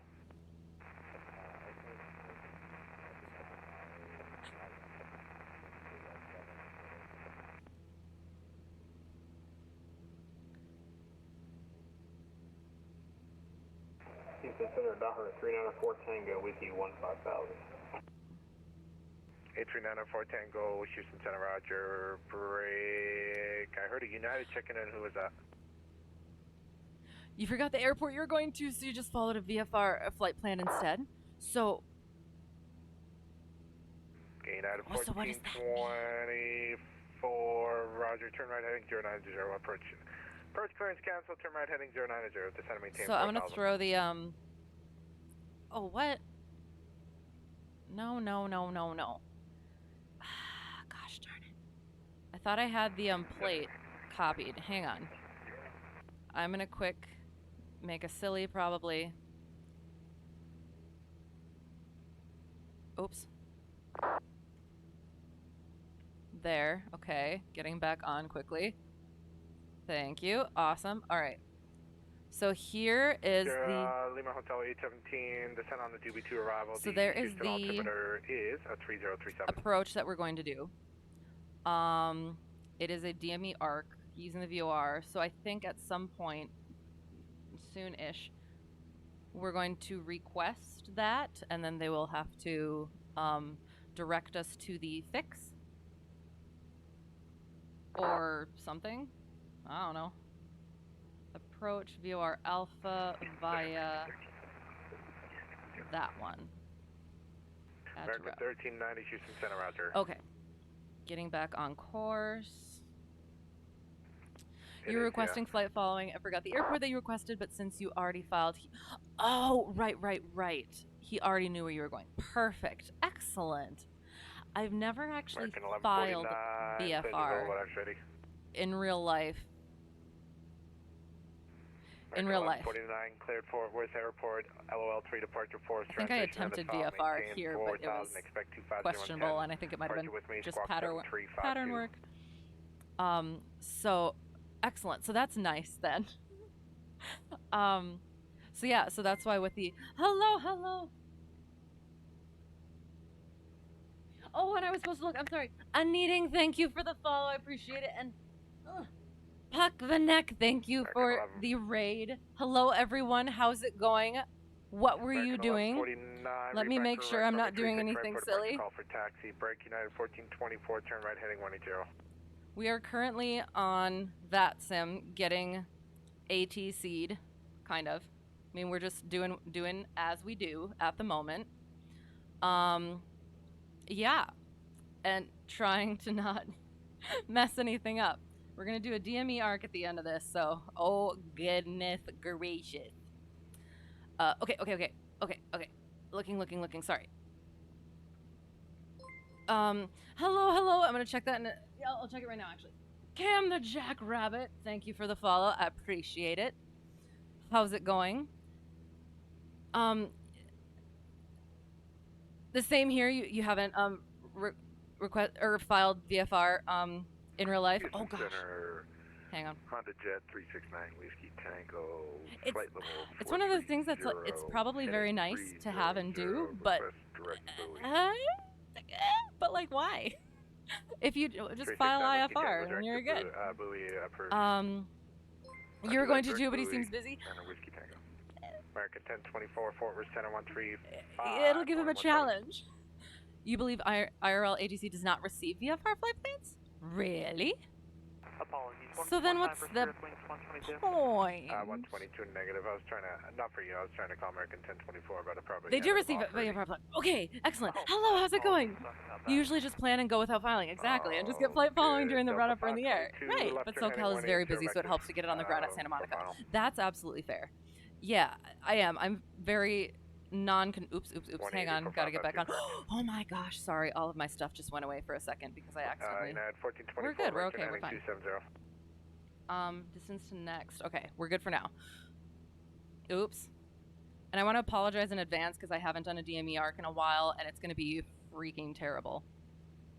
Because I'm going to go... Shoot. Because I'm going to... Okay, we'll figure that out in a bit. Hang on. Yeah, I'm very non-controlled pilot. So yeah, it's just you go fly, and then if you feel like talking ATC, alrighty. You were just watching old Puck the Neck try to fly. Why? What happened? What were you doing? What were you flying? Where were you at? Got your first class in the mail, so you're stoked. The medical, is that? Good. How are you? I am quite well. I'm glad you are well. I am quite well. I got to fly a couple times in real life this week, so that's nice before big weather happening the rest of the week. Yeah, 1424, turn right heading 310, intercept the runway. Haven't done anything incredibly dumb on here, so yeah, we're good so far. Trying. You never file VFR. Yeah, right. 24, turn right heading 310. It's just like what if I want to do something else? If I'm flying VFR, I kind of want to just fly VFR. You're not IFR rated though. You will be. It'll get there. Oh, got you. Because if okay, got you. Yep. At some point then. At some point. Roger. Always IFR and either pick it up or just right, that's fair. I feel bad just leaving it, but I guess I know it's not an issue for them. You haven't done DME arc since college? Oh no! Yeah, it's gonna be, well, I'm trying to think. It's only been a couple months for me, but literally everything is just going out of the brain. Cause trying to shove new stuff in there, gotta make room. So do you fly in real life? Or do you sim? You've been simming since college? Is it just me, or you don't really like hand flying in the sim? Okay, so I have my issues with it. The trim button is the worst. It seems both too sensitive and not, or the controls seem both too sensitive and not sensitive enough. As well as you don't get the what's it called? The feeling of the plane, so that's like, that takes a little bit of the whole experience away. But that's it is. There's so many good things about it. It's been so helpful through my training, and for what it's worth, it's 1424 cleared for the program. In some ways, I do worry about developing bad habits, and my primary instructor has scolded me before. Number one instructor has scolded me, but recognizing that it's just treat it like a different plane, it helps. I think, I hope. Stream is doing very well. Good. In what way? Like everything's working? I hope so. Trim is so bad. I know. And yeah, so. Alright, over to 122, I guess they don't like us very much. We'll see Spirit Wings 122. Oh, yeah, don't feel bad. I thought he said Houston Center. Okay. Delta 522, turn right heading. Yeah, we're gonna do some right, localizer. trim heavy or attempt some trim heavy maneuvers after this. So we'll see how that goes. You are a corporate pilot currently, but went to UND for school. Excellent. How? Tell me your story if you're willing. November 385, Mike How'd you Romeo, get into it? If you're willing to give like kind of what you do currently. But very cool. That's awesome. And I guess, do you recommend the corporate pilot life? I'm still trying to figure out what I'm going to do once I get my commercial and beyond. So I would like input. UND is one of your tops behind USAFA. What is USAFA? You hate the cold, though, considering Purdue. It was so freaking cold today. I swear I almost got frostbite. So definitely, yeah. Unless you got heated hangars. Doing it right by learning here as well. Yes, it's been incredible. You did that when you used to stream Flight Simulator. Nice. Just now getting back into it. Wonderful. Oh, I love it. I'm so glad. Send me the DB2 arrival. Cold isn't too awful. Sometimes it is. Yeah, Purdue will be just as bad. Okay, sounds good. Air Force Academy. Thank you. Thank you. I'm sorry. All right, Roger. That makes a lot of sense. I have very few brain cells left working, and they're all trying to make sure I don't do anything stupid on VATSIM. One of your family friends flies for Post Malone and other artists in the Gulf Stream. Very cool. It's got to be interesting. Okay, you are a captain for a newer company flying TBM 940s and 960s. You're going to be looking for pilots next year if I get to 1,000 hours. I'm about like 220 at this point, so I'll try to start cranking them out. Yeah, it'll probably take me a bit. Would love to fly the G's. Yeah. Okay, and I will also admit too, I have been. 1861, Roger, welcome back. I only started getting into aviation like a year and a half to 2 years ago, like overall. So I don't know planes that well. So when you tell me those things, I only somewhat understand what you're saying. So I will look them up. I will look them up and I will try to learn them better. And I'm sorry. I appreciate it.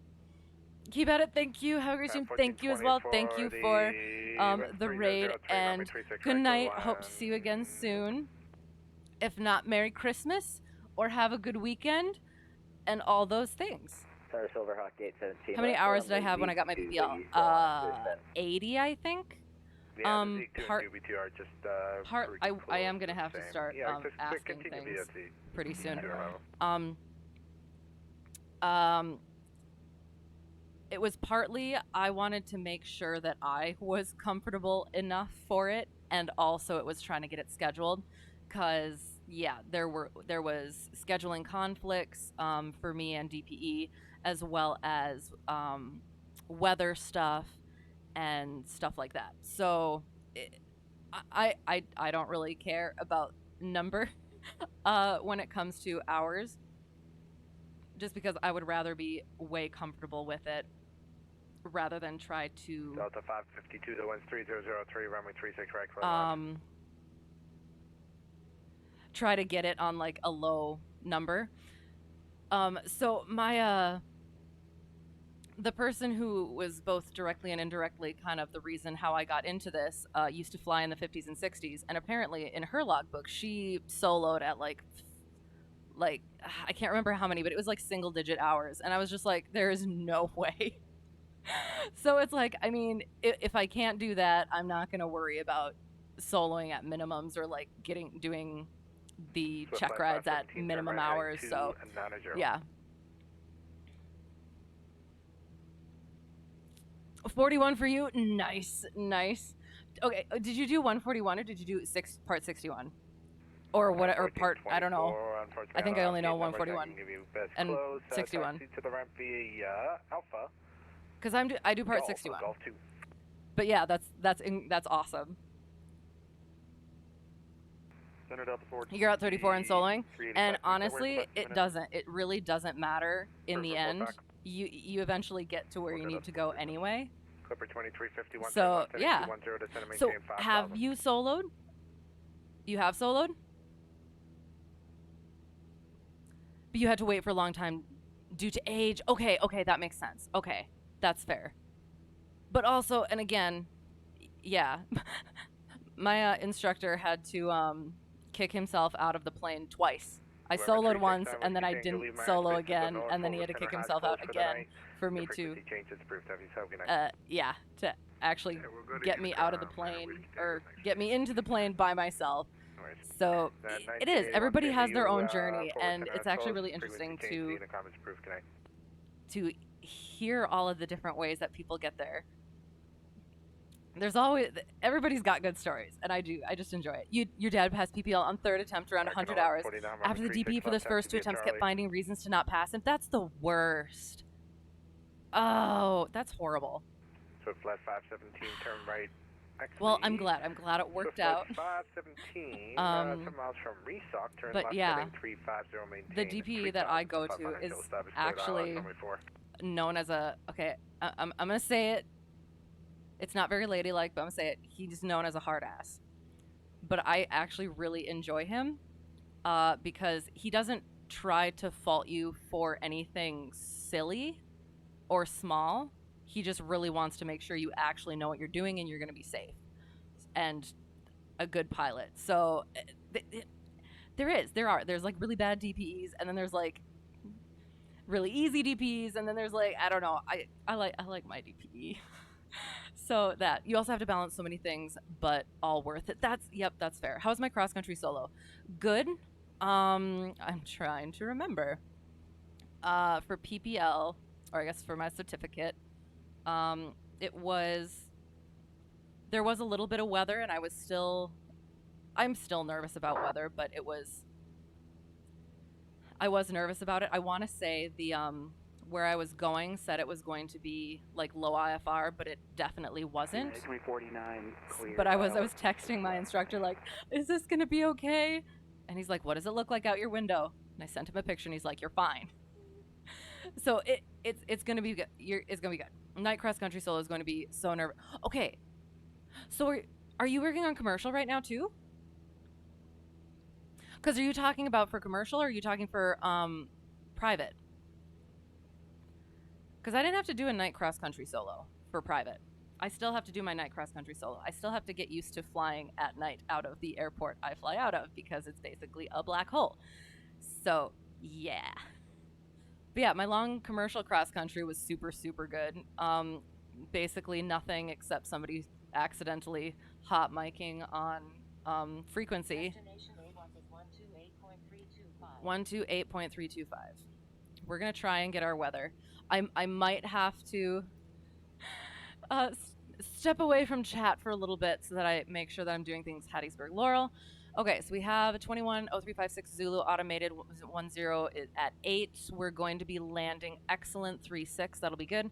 10 statute miles overcast at 800K. That should be fine. 883031. Good. Rain ended at 19 past the hour. 17, roger. Ceiling variable between 700 and 12. Still should be good. Okay. So we have the weather. At some point, we probably should request. Yeah. Okay. Okay. I'm gonna quick. No, just for private. Yeah, I didn't have to do a night cross country solo. It was all with instruction or instructor. Thought you did, or is it like optional? You have to do a night solo cross country for commercial, unless you have a different system. Or yeah, I didn't have to do any solo. Yeah, no, I don't think so. I'm gonna quick request the approach. Oh God. Houston Center, Cessna Hotel Tree 1 Delta 1 request.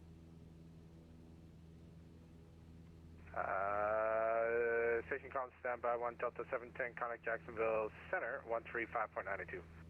Over to Jacksonville 135.92. You have a good night, Delta. As well. 31 Delta 1, go ahead. Requesting VOR Alpha into Hattiesburg. Standby. That was a standby, right? Not a K-by. Just get dropped by ATC. Oh, shoot. Oh, I'm a silly. Hang on.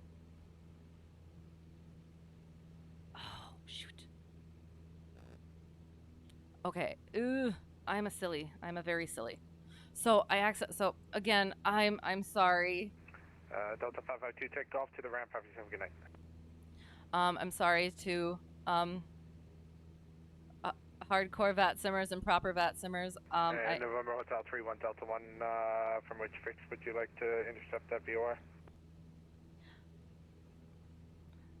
Could I get the initial approach fix on radial 257?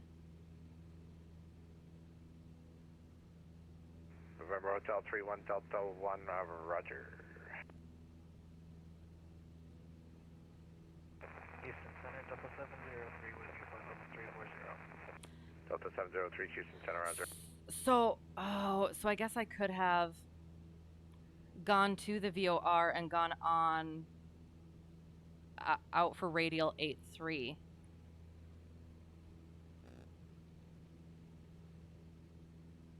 I mean, maybe I should just do that.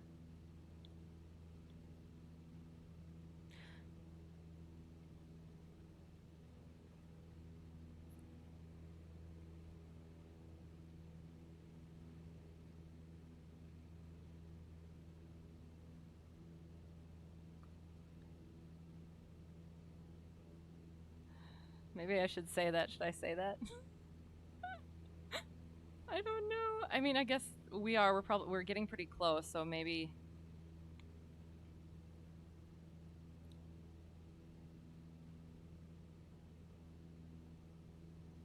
Houston Center, Cessna Hotel Tree 1 Delta 1. If it's easier, I can just cross the VOR and go on the radial 83 for that fix. Let's do it that way. So November Hotel 31 Delta 1, direct to Eaton and join the 083 radial. Direct Eaton for the 083 radial, Cessna Hotel Tree 1 Delta 1. Thank you. Okay, so. Okay, and that is 7-ish, so we're turning that way. I'm such a problem. Okay. Alright, Swift Flight 517, are you planning on parking at the ramp or the main terminal? Alright, so now we're following our VOR. Alright, Swift Flight 517, take Delta straight ahead to the ramp. Whoopsie daisy. Little bit far. Clipper 2351, turn right hand 270. Well, I'm glad that I asked. Silver Hawk 817 at Boz, you cleared ILS, runway 26 left. I never want to feel like that problem pilot.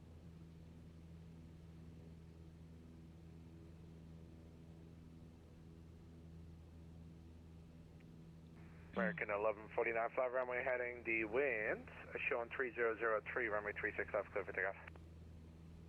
And again, if anyone's curious, here's the approach that we're doing. So you can judge how terribly I do. And again, technically, we could have not done the DME arc. If we went to the VOR, well,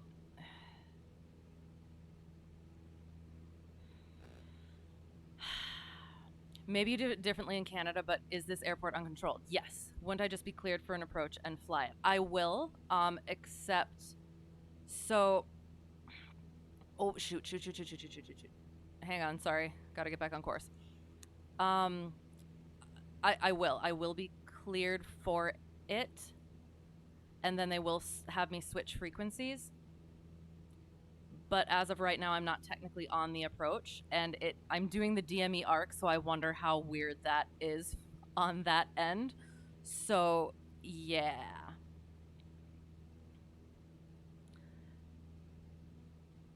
So yeah, at some point you do get cleared for the approach and you switch frequencies and you contact, you call on Unicom.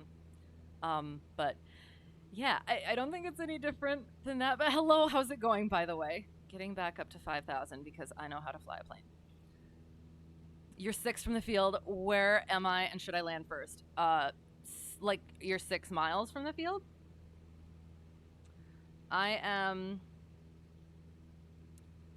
Yeah, you should probably land first because I'm doing the DME arc because I'm a silly. Definitely could have just done the procedure turn. But I was kind of set on doing the, I was kind of set on doing the arc, even though it's going to go horrendously. And I'm trying to remember... Oh my god, I cannot remember how to do an arc. This is going to be horrendous. Luckily, I have my situational awareness toy. But yeah. Yeah, okay, cool. And yes, in that rambling, if I didn't say yes, you probably should and could land first. Yes. I apologize very much. 'Cause I'm supposed to do the twist. Oh, and so we are. So we have our DME here. Heh, nice. And it's a 7-mile arc. At some point, he couldn't... Ooh, interesting. So 2,300 for that arc. For the arc on the east side. I think this might be the first arc that I'm doing with actual DME and not my FOR-flight. You see, I'm IFR, and the others, yes, are VFR. You are no longer puzzled with ATC. Okay, sounds good. Okay, yeah. American 1149, Houston Center, Roger. So yeah, I'm the problem pilot. I gotta be babysat, and especially because I get so far off the dang course. I'm sorry. There.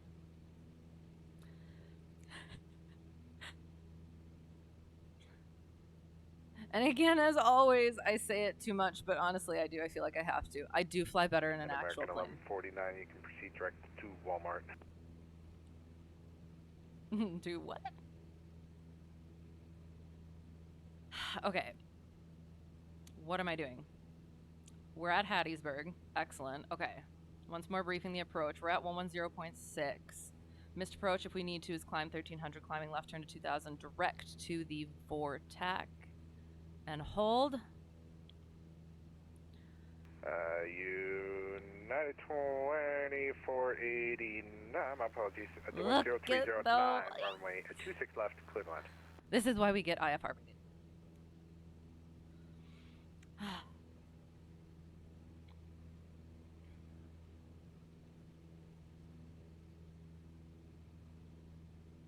All right, continuing on. 2400 is our MSA. We're going to get down to 2300 once we're on the arc. Or stay above 2300 once we're on the arc. All stations, and Houston then Center is going to be closing in 5 minutes. 5 minutes for Houston Center. No! Well, honestly, that's probably a good thing because then I can do my arc without fearing. Clipper 2351 turn. For right heading 35. fearing going to VATSIM jail because of how terribly I'm going to do.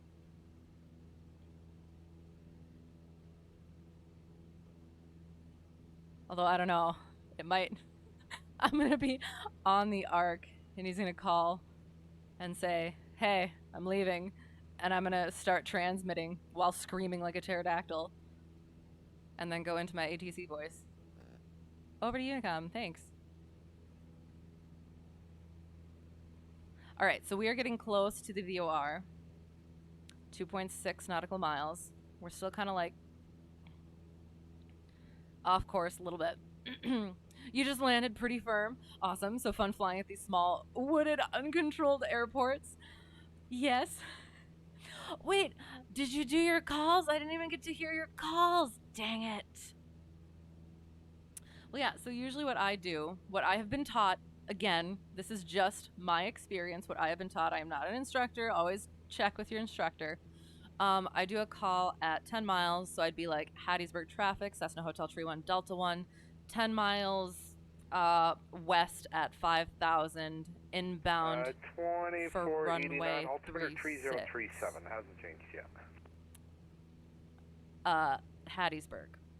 And then I do a 5-mile one, and depending on whether or not I have to like cross the field or anything, it would be like inbound to do 45 left downwind 36, or crossing the field at whatever's at least 500 feet above to enter left downwind or whatever for 1-8, I guess. Direct to Funley. You did! That's funny. I wish I could have heard Funley, it. you're cleared ILS Oh, 136, right? excellent though. Oh shoot, hang on. Okay, we're very close, so it's okay. Freak me out. Down to 4 Tango, we're starting our descent into New Orleans. And then, yeah, if I have to cross, I say crossing midfield for left downwind, and then I say left downwind, then left base, and then final. Pilot's discretion to center maintain 8,000. Okay, so now we have to go to 083. I think. Okay, so now I have to remember. So I'm on the 083 radial. I need to get on the 083 radial, and I'm going out for 7 miles. And then what I do is I turn it to plus 90 is 173. Yes. Yes, I do. Because those are the radials that I need to be... What am I doing? That I need to be catching. That's definitely not the word that I wanted to use, but that's what it is now, I guess. You called in at 10, nice, and then slipped into a 45 on the left downwind, nice, for runway 36, good practice, excellent, yay, that's awesome. Nice, you have a good laugh at some VATSIMers that have to tell you everything they're doing from 50 miles away to shutting down on the ramp. Oh no.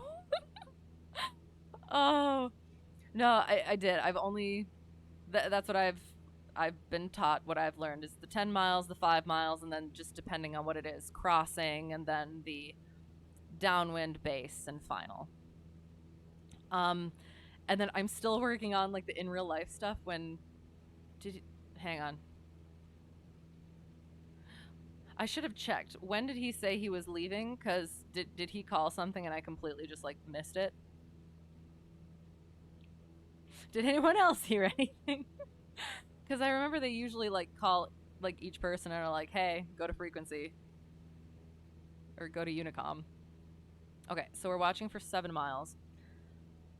And again... No, we're fine. Sorry. I was thinking we were reverse sensing, but... And... I'm gonna have to be descending on the arc as well. And then, yeah, if I need to back taxi, then that's... So, yeah, so then I do... clear of the runway, and then that's it. or unless I have to like back taxi or something. But yeah, I try to only do what I do in real life, and sometimes even that seems like a bit much, especially since this is terrible, since I know nobody else is in the pattern. But you never really know. I've had crop dusters out there, and sometimes they just kind of decide not to make calls, but they still have their radio. So you just call your stuff so that they're like, oh, I guess I probably should let people know where I am. And then I had it on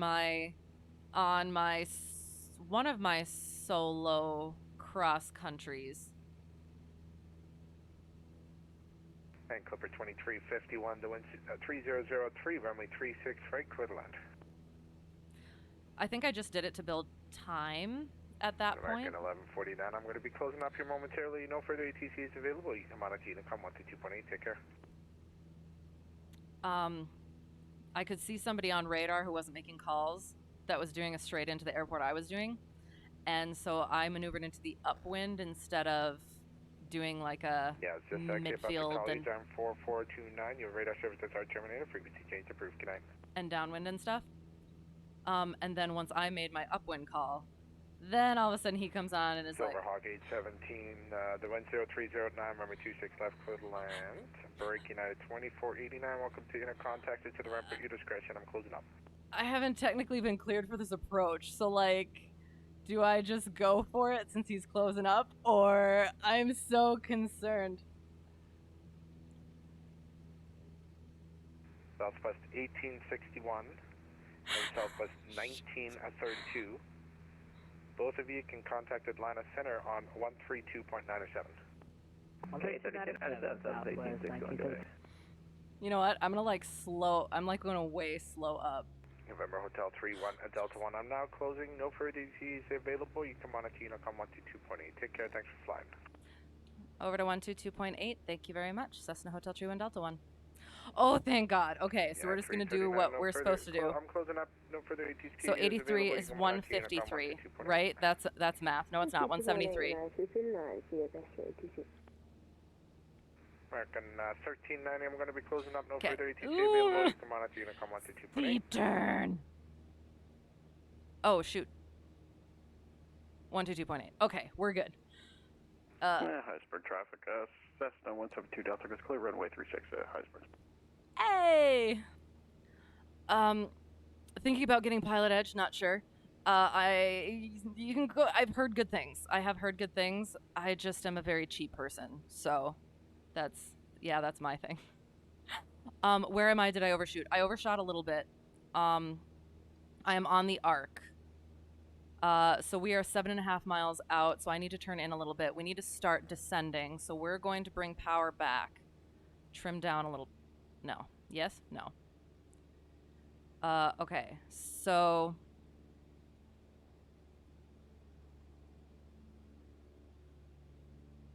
Wait, hang the heck on. No. That was a silly. Hang on. I was just supposed to do 10. Why? Why did I do that? No. Yes? No. Yes? Hang on. What am I doing? I am trying to get... Well, shoot. This is what we're doing. Okay, so now 96. 106. I don't know what I'm doing. I forgot how to fly arcs. 2300. So we're getting down. We can get down to 2300. I'm so sorry. Again, if you want to try and follow along with my bumbling, the procedure is in there somewhere. If you need it again, I can pop it over there. Otherwise, yes. So I'm on the arc, waiting for this radial to come in. I don't know what I was thinking with the... Oh, I'm a silly. I wasn't supposed to... So I was supposed to turn 90 degrees, not turn this 90 degrees. And again, I know these things, but it's... Oh, and then I'm supposed to be turning that... Okay.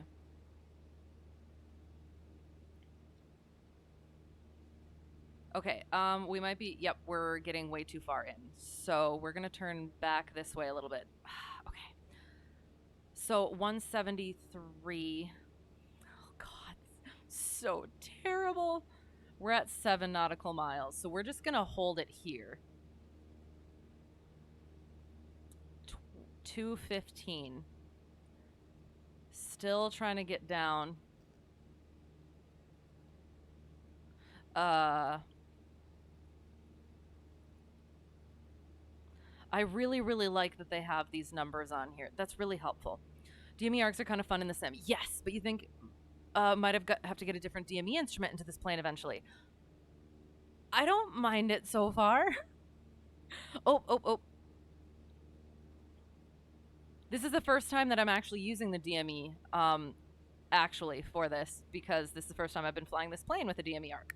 So, yeah. Why am I so... We're going to put mixture full rich. Okay, sorry. Twist 10, turn 10. I know, but which direction exactly? And then I did. I turned this 90 degrees while turning myself 90 degrees, and that was just not the way to do it at all, because I totally know how to... I know what I'm doing. I don't. You tried Pilot Edge for Oshkosh practice, but their X-Plane Max software was bad. No! Support brought the software back one version, and it worked, but it just kept having technical problems. Oh, no!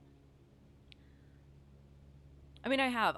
Other than that, I've heard very good things. So, okay, we're getting a little bit out now. So we're going to hold it on this 225 for now. We're still trying to get down to 2,300. Not too fast, though.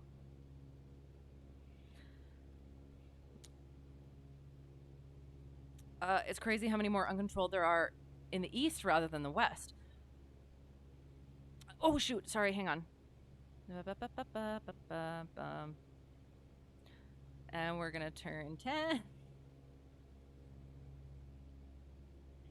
Getting down to 2,300. Oh God. We're getting in the clouds. We're getting in the clouds. Situational awareness toy. Okay. We are coming on to 356. So, oh no. That's why. Hang on.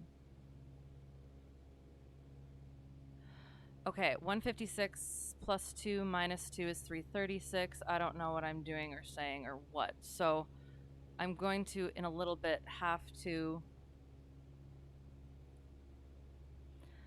Good to know. What is good to know? Oh, the pilot edge? Yes, definitely. Good to get those pi reps for things. Ha ha ha ha. So I'm going to need to shoot. We're going to turn a little bit more this way.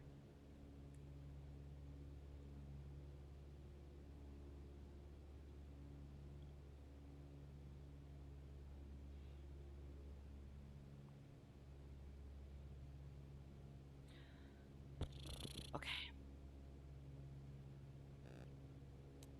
Oh shoot. Okay. Sorry.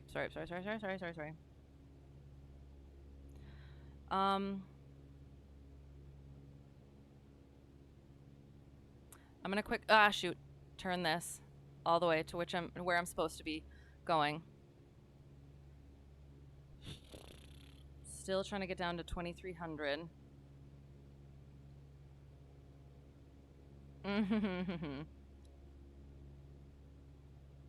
So I think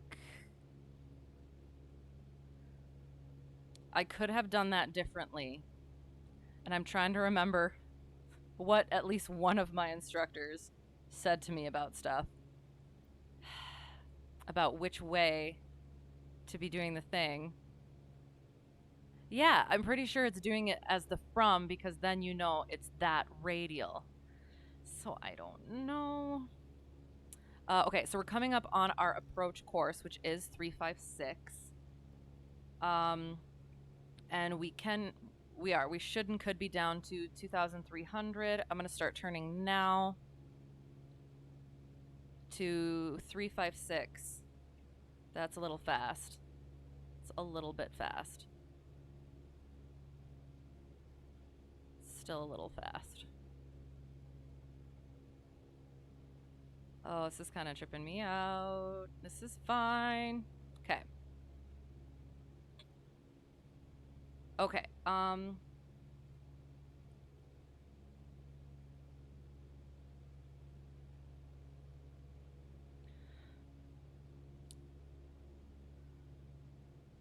Hattiesburg traffic. Cessna Hotel Tree 1 Delta 1, 10 miles to the south, inbound for runway 36. Hattiesburg. Okay, so we're still trying to get back onto our VOR. 6 miles from the DME. So we can be getting down to 1,400 because that is our final approach fix. Still trying to get back. Hello, hello. You have to get to bed. Sounds good. Thanks for the strength and the flight. Thank you for being here. I appreciate it. And thank you for the help. And I do hope you have a good sleep. Hope to see you again soon. And yeah, if not, Merry Christmas or have a good weekend or both. Yeah. Oh, I see things. I see things. This is why we dive and drive. So that we can get out of the yuck. Okay. Okay, so we're still a little bit out, so I'm gonna chill out with trying to get all the stuff. Okay, so we're getting back on course. And I don't want to like completely overshoot, so we're gonna get back. Oh, and the other thing is we're gonna... Nope. Powering up. Nope, not that much. Oh God. And again, as always, I fly better in an actual plane.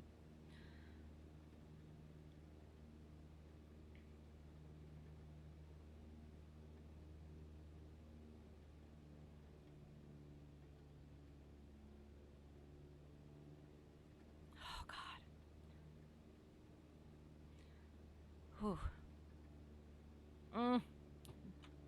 For frick's sake.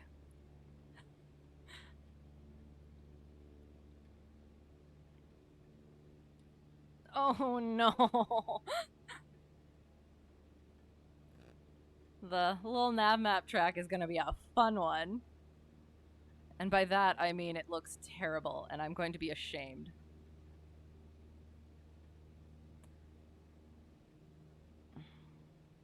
Okay, so we're 2.9 from the VOR-A.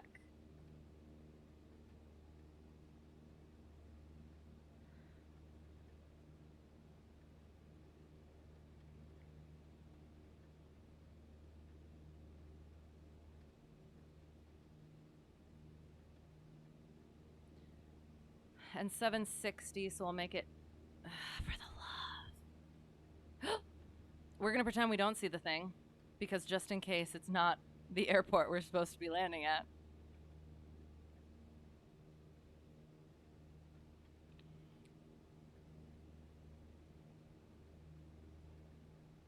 Hattiesburg traffic, Cessna Hotel Tree 1 Delta 1, 5 miles to the south inbound for runway 36.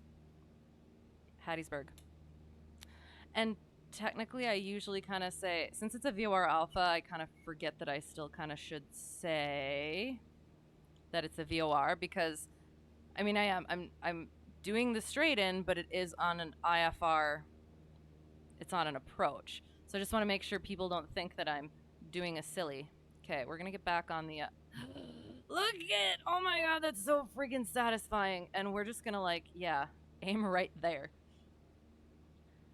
We are very scary. It gets better. Yeah. In real life, I have not done much actual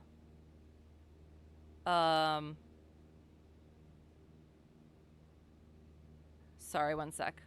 Did not get the flip yet, so okay, there's the flip, so we can start descending to 760. Oh, carb heat. Mixtures in, and yep. Carb heat, lights, calls, undercarriage fixed, mixture full rich, power propeller pump, safety seatbelt security, descending,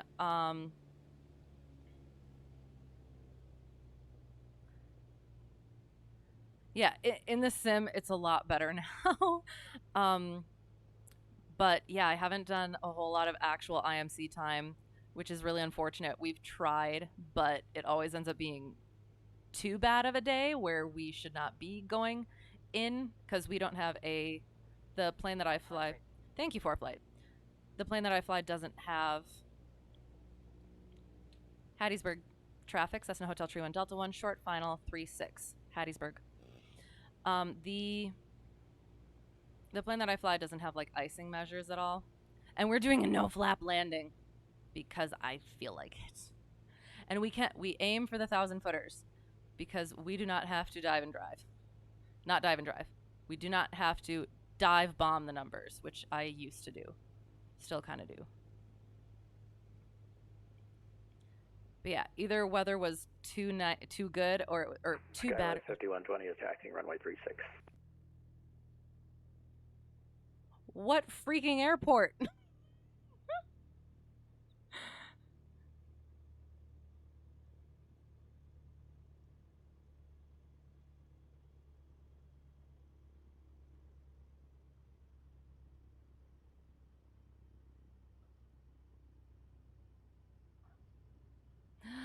Oh.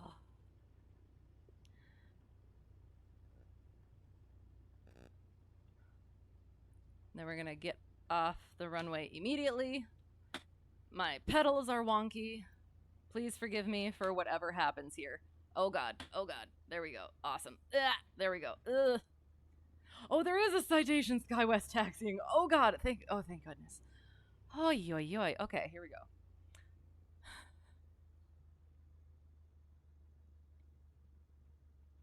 Hattiesburg traffic, Cessna Hotel Tree 1 Delta 1, clear of runway 36, Hattiesburg. Oh, that was terrifying. You wonder if this is a regular route for them. I don't know. I guess perhaps. Interesting. Okay. So Okay, we're gonna go park quick since there's actually somebody else here.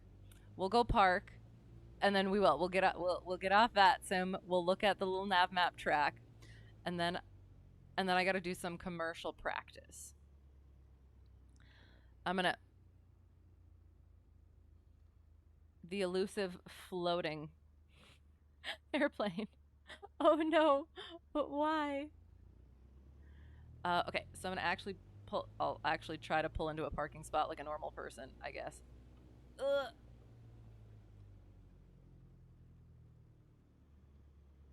Do I have to park that way? Can I be... Ugh. I'm gonna go against the grain and park this way. Where do I find uncontrolled airports to fly at like these? I go onto SkyVector, and I look for where the pink dots are, because that is the scary weather, and that's where we go. So we'll quick do... I don't want to do shutdown right now. What we're going to do is we're going to quick get off of that so that I don't do anything weird and silly. So, disconnect. Excellent. Off. Okay. FlightAware lists SkyWest 5120 KPIB to KME CRJ2. Very interesting. Cool. Thank you for that. You saw that? Very cool. Excellent. That was I was so nervous because even in real life, when all of a sudden somebody will come on and not say what, I've had people from the FBO call and be like, "Hey, do you need fuel?" And I'm like, "Who are you talking to?" And then they're talking to me. So then they try again because I didn't respond, and I'm like, "Oh, it's me."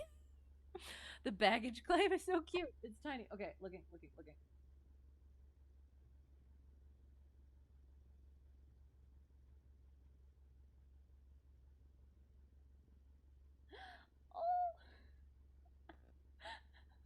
You guys have baggage claim? So I guess this is a larger airport than I was even anticipating. Okay, we will quick go to... We're gonna look at little nav map. I'm gonna put the parking brake on so we don't come back to a disaster. And then we'll squawk 1200. Boom. And we'll quick check a little nav map. Where is it? Okay. I have to turn it on. Okay, the arc wasn't horrendous, but then final is just terrible. It's like a wet noodle. What am I doing? Little nav map. Here we go. Okay. And I have to actually show you. There it is. Okie dokie. Here we go. So, we started at Macomb. What the heck did we do? Oh! We started and then our brakes weren't working, so then we accidentally taxied over there, and then just ignore all of that. We started here. Hey, bring it back. Usually my taxiing is pretty okay. Okay, so then we taxied, apparently at VNE, and we taxied and we took off, terribly, and then we got direct and we wiggled our way onto direct. And then it wasn't terrible. Could be better. The lines I fly in real life are a lot better than this, I want to say. And then we wiggled our way over to the VOR, got onto the radial, and then luckily were taken off of VATSIM so we could do our DME arc, which again was not terrible. It looks not terrible, but in the cockpit it was questionable. Then we had a wet noodle final. And then we taxied in and we parked. Clean arc. Ugh. I've seen better. But no, honestly, with how it could have been, it's okay. But thank you. I appreciate that. Okay, so I'll quick go on to SkyVector and I'll show you what I do for... where is it? That one. So, okay, so this is what we did. We'll start with that first. So we were coming from this way, and I was going to just do this one and go like that, and then he sounded questioning, so I decided to ask and was like, yeah, we'll just do that one instead. So we crossed the VOR, went on this radial, arced at 7 miles, got down to the 2300, or attempted to, turned right in to get on final, crossed the VOR, and in. So that was our approach. So I do IFR right now, but if I want to, like, so if you're looking for just the untowered stuff, it's just the magenta circles, either the shaded ones or, well, okay, that's not true. The untowered ones are the ones that are magenta symbols. So any of those, yeah, any of the magenta symbols are untowered airports, and you can just do the thing. And it's a lot of fun. And I tend to stay out in, like, look at all the pretty colors. Jeez, look at all that. So yeah, I tend to stay out in, like, where is it? Like, this-ish area, anywhere that's nice and green, because that's how the elevation that I sort of fly out, that I fly in real life. Mountain flying is scary, especially in a 152. So yeah, so just there's a lot. There are a lot of uncontrolled airports to pick from, and it's nice to be able to just go in and fly around, and yeah. So then so magenta uncontrolled, blue controlled, and also Charlie airspace. But there's another one. There's another controlled. There's this whole thing where, like, usually the blue ones are either Delta, Charlie, or Bravo airspace, but there are examples of untowered airports in untowered airports in Delta airspace and towered airports in Echo airspace. So yeah, so it's just, again, magenta, untowered, blue, towered. Yeah. How would the procedure turn work on that VOR approach? Okay, so for this one, so what I technically probably should have kind of done, so usually, so I was coming from over here, I would initial approach fix here and go like that. If I was coming from this way, I would initial approach here and go back. However, since I wanted to do the arc, I went like that and went like that. Since I went to the VOR, though, usually you would come out this way. And what I have been taught is 2 minutes, and then you make that right turn for a minute and turn back around to the 41 degrees and back in on that radial. Did that make sense? I know I speak a lot of gibberish at times, so I apologize. And I hope that makes sense. And that's usual for approaches. So, like, even this one, well, this is an arc 2, so that is, never mind. That's not a good example. Yeah. I hope that made sense. 100, excellent. Sounds good. Yep, makes sense. So yeah, usually that's what you get. Just erase the DME arc. That's a lot of approaches, is just going to the fix and then out and back and in. So awesome, excellent. And again, I am not an instructor. This is just what I know, what I have learned. So if you're flying in real life, always talk to your instructor. Don't listen to random people on Twitch. Okay, so we're gonna go do some commercial maneuvers, unless there's any other questions that I can answer, but shouldn't. Yeah. So I need to actually, hang on, go like that. So yes, I am currently working on my commercial certificate, and I have to work on maneuvers, and I finally got into the plane a couple times with my new commercial instructor. Where am I? I am on there. Excellent. With my new commercial instructor. Always remember to clean up the plane. Oops. I am enjoying that truck there.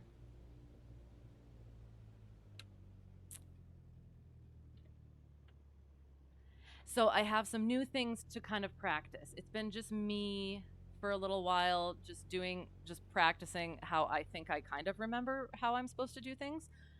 But I don't, it's nice to have, should we, oh shoot, The plane that I fly in real life likes the grass, so that's okay. So we have 60. Gosh darn it. Sorry. See, now that I'm not on VATSIM, I'm going to be a little bit more, less, I should say less proper. Oops.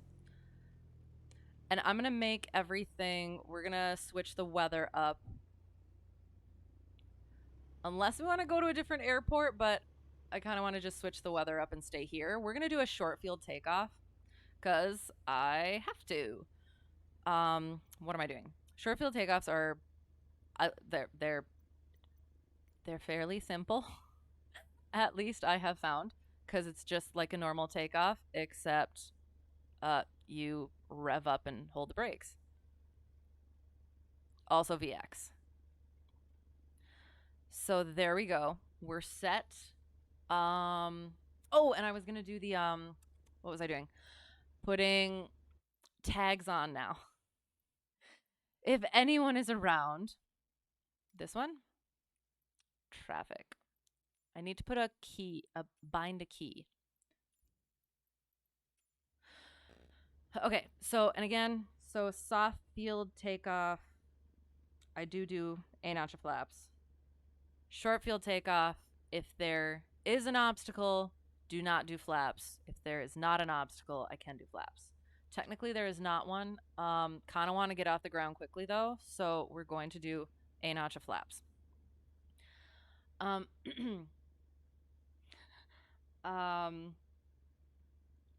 There's no letter for the taxiway, so we're just gonna say, do we say just midfield takeoff?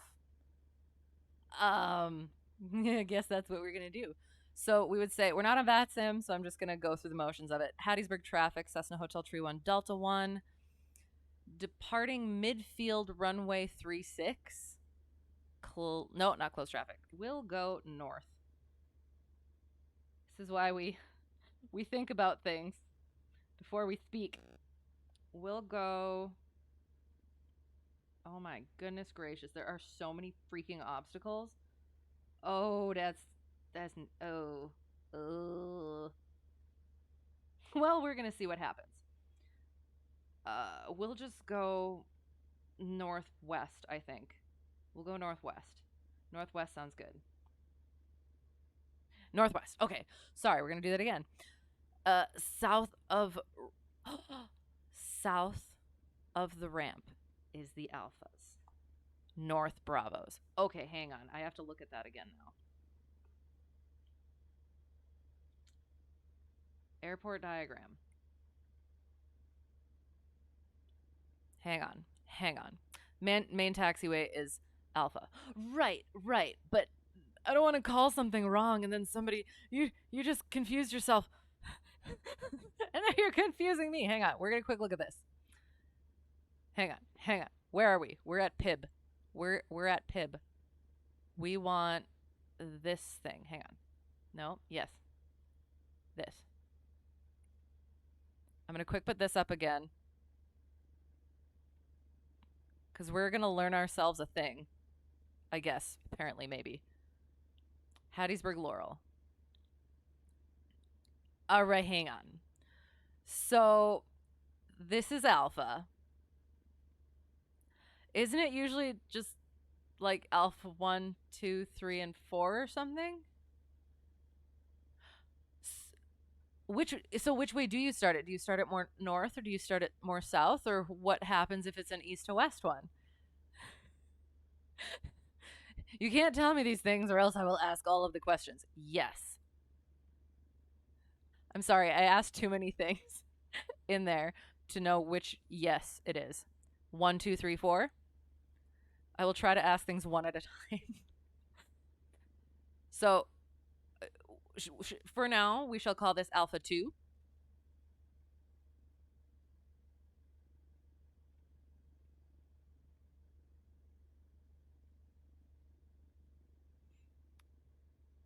Your chart is labeled. Okay. A1 north end, A4 south end. Okay, so A1, 2, 3, 4. So, and again, that's why I was like, I don't want to say Alpha 2 or Alpha 3 because I could have gotten it wrong. So Alpha 3. Okay, we will go with Alpha 3 unless you tell me differently. That rhymed. Okay, we're back in the plane. Okay, so again, Hattiesburg traffic, Cessna Hotel Tree 1 Delta 1, departing Alpha 3, runway 36 to the northwest, Hattiesburg.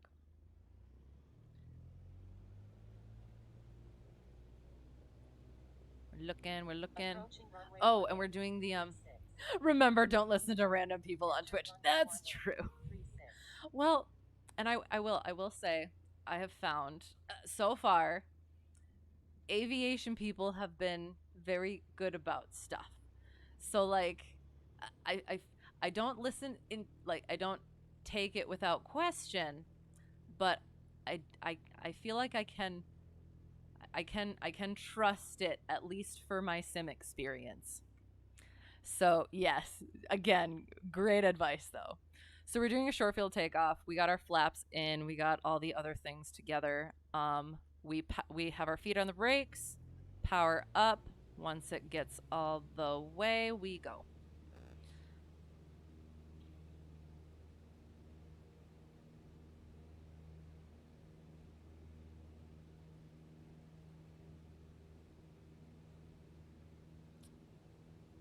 And is rotating the 152 like 55? There we go. Oops. Then we pitch for VX, which I tend to do like, I think 60, 65 for this plane. I don't know what it actually is. And then once we are clear of any potential obstacles, runway heading for the love. We bring our flaps out. And for VFR, we can start turning at 300 feet below pattern altitude. So pattern here was 1400, so we'll start turning at 1100 while we maintain our runway fleeping heading. Probably also should have checked our, whoopsie daisy.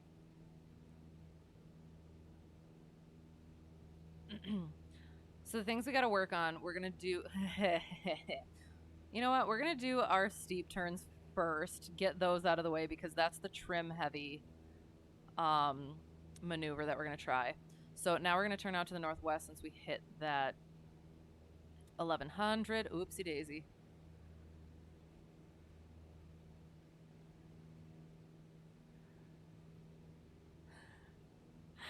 And we're going to try our best to do trimmed steep turns. It's not going to work very well, but we're going to hope for the best.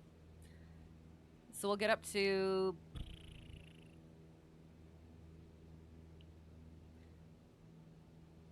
so 400 plus 1500 is 1900. Give us a buffer, so 3000. We'll just go to 3500.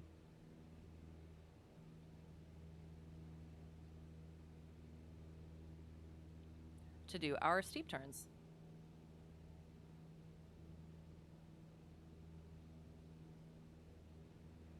And so since I'm doing the commercial stuff, I have to do it at 50 degrees. Okay.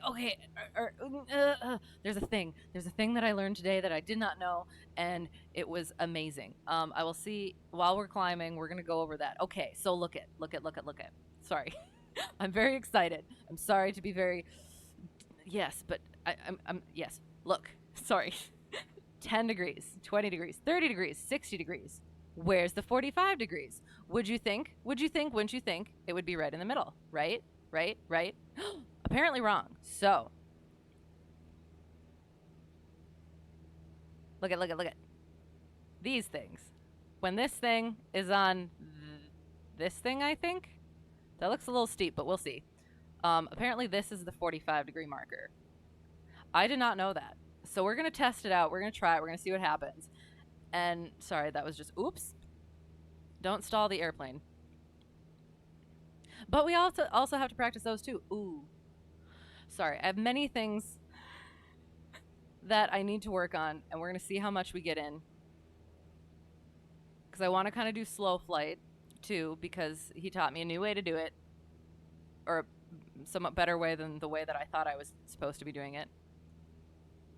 And then there's an accelerated stall thing that I want to try too.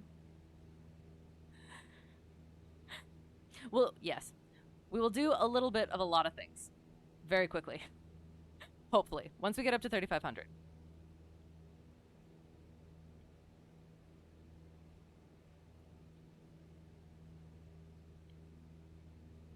And again, I apologize. Now that I'm not on VATSIM, I'm going to be like a squirrel on caffeine.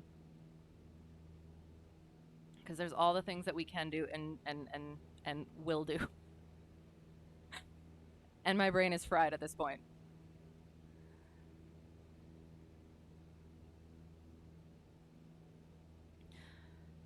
So yes, we will. We'll do the steep turns first just to get the annoying trim bit out of the way. Then we will try slow flight.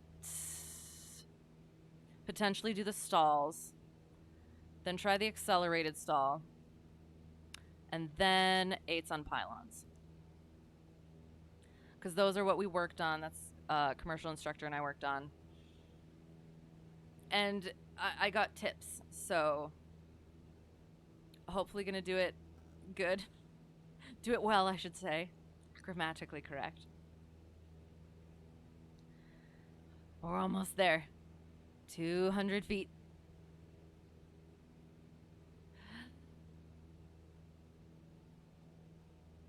$100 feet.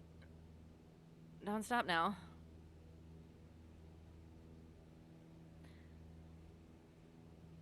All right.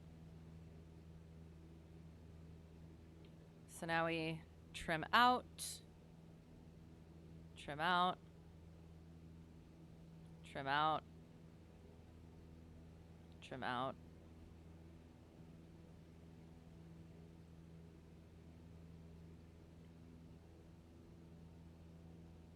We'll get configured. We'll see where we are on the map.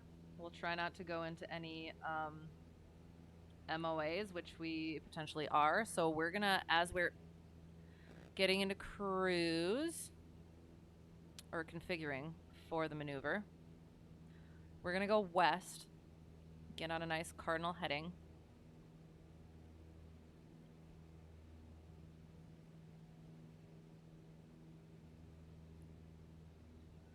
And we'll try just the 45 degree to see if it works on here too.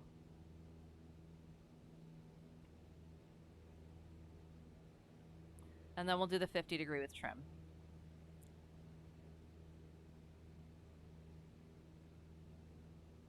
Oops, that's okay.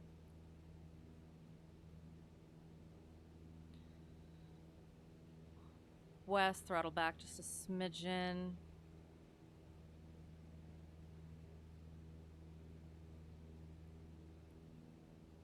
Okay, so since we're about-ish trimmed, technical term, we're gonna check. So here is something and here is 45, apparently. And it does, see? Like, apparently this is 45, but it's not quite in the middle. We'll get down a little bit more.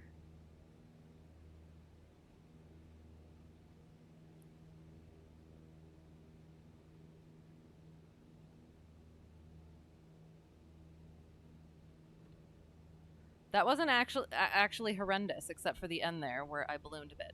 Amazing, cool. So yeah, so that was apparently 45 degrees. Now I know.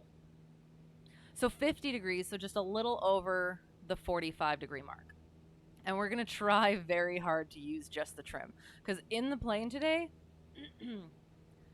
I can do a steep turn without the trim, just with the yoke and whatever. It's a little bit of a struggle, but can still do it. The trim, it just flies itself. It was amazing. So that's what we're gonna do. And I'm gonna get really angry at the trim button. Warning. So we're at 35. And okay, so we're also supposed to be down to like 2300, so we'll bring that down. Now we got to retrim. Shoot, remember maneuvering speed. It's a good thing to know, good thing to do.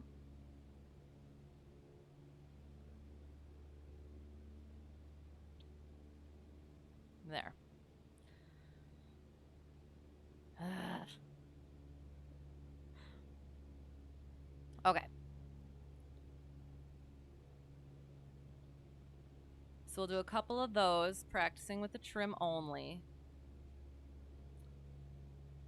So gets to 30, pops up a little power, and trims up.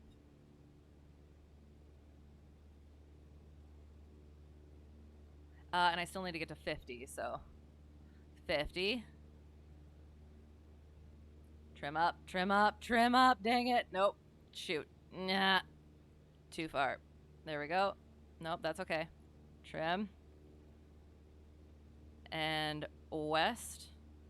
Excellent. And now we turn back around. That was terrible, but we're just going to go for it. Oops, turning, banking. 245 and 50. Yay. Trim, trim, trim, trim. Trim. Oh, shoot. And then I passed west. Shoot. Ugh. Tested with data monitoring. That line is 45.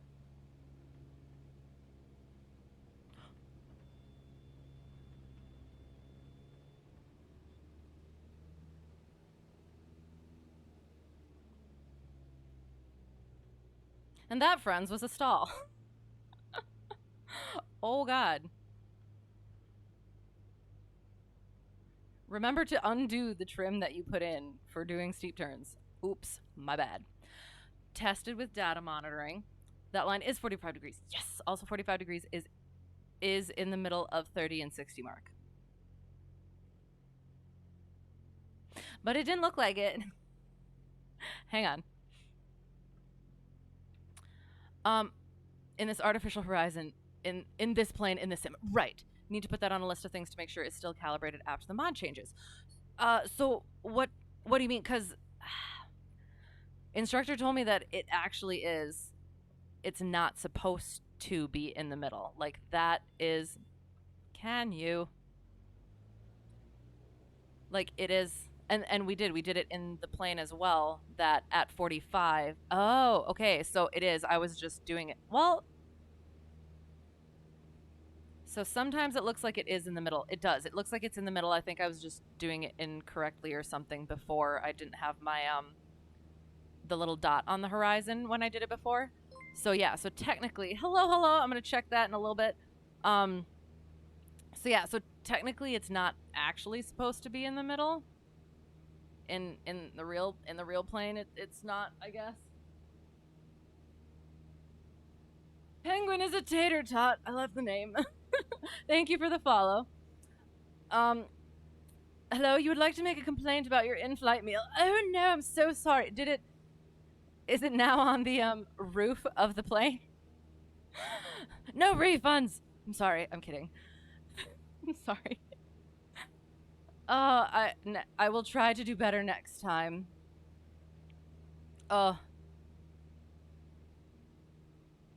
I'll blame it on the owner of the plane. Yes, the owner of the plane is the one who's supposed to provide the meal. I am just your terrible pilot. You asked for chicken. You can't eat chicken. That's why you got a bologna sandwich, is because we do not serve chicken here. Just kidding. This is a chicken, by the way. Yeah, my bad. Chicken is my mic stand. He's currently in a snowsuit for winter and Christmas. So yes, sorry. I'm sorry. I'm very sad that you were dissatisfied with your meal. I'm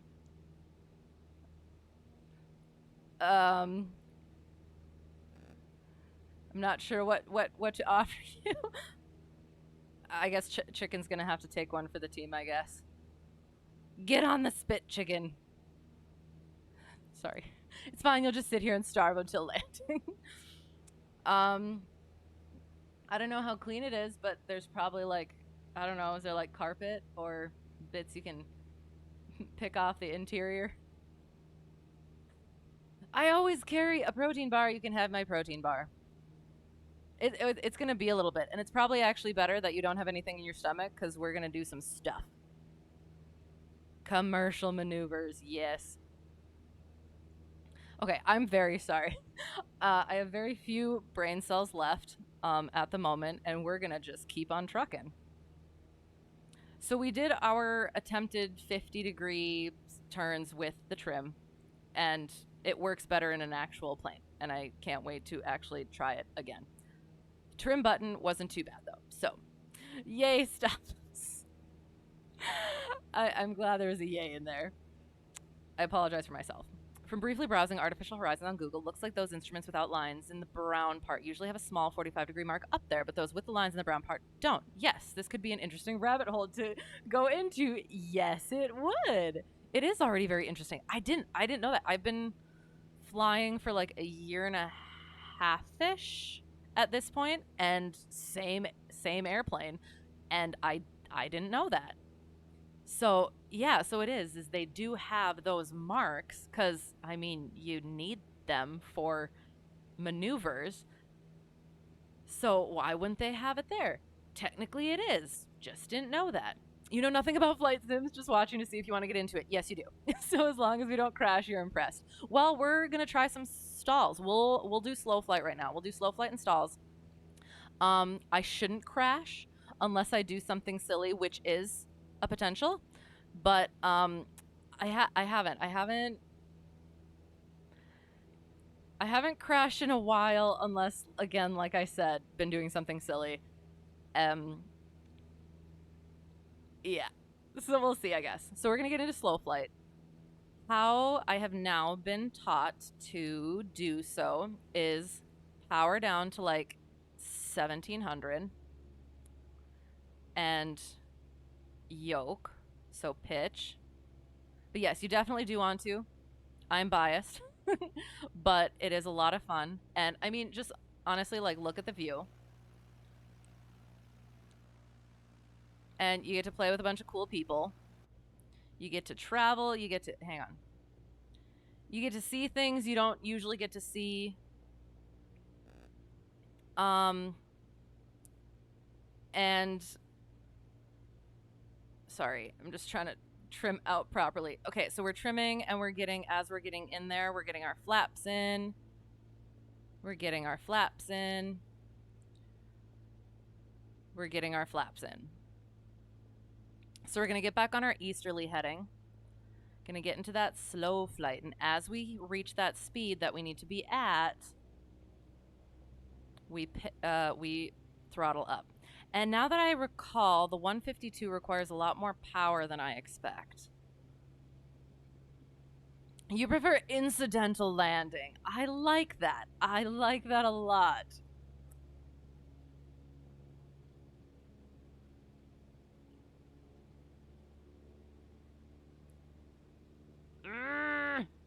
Pitching up some more.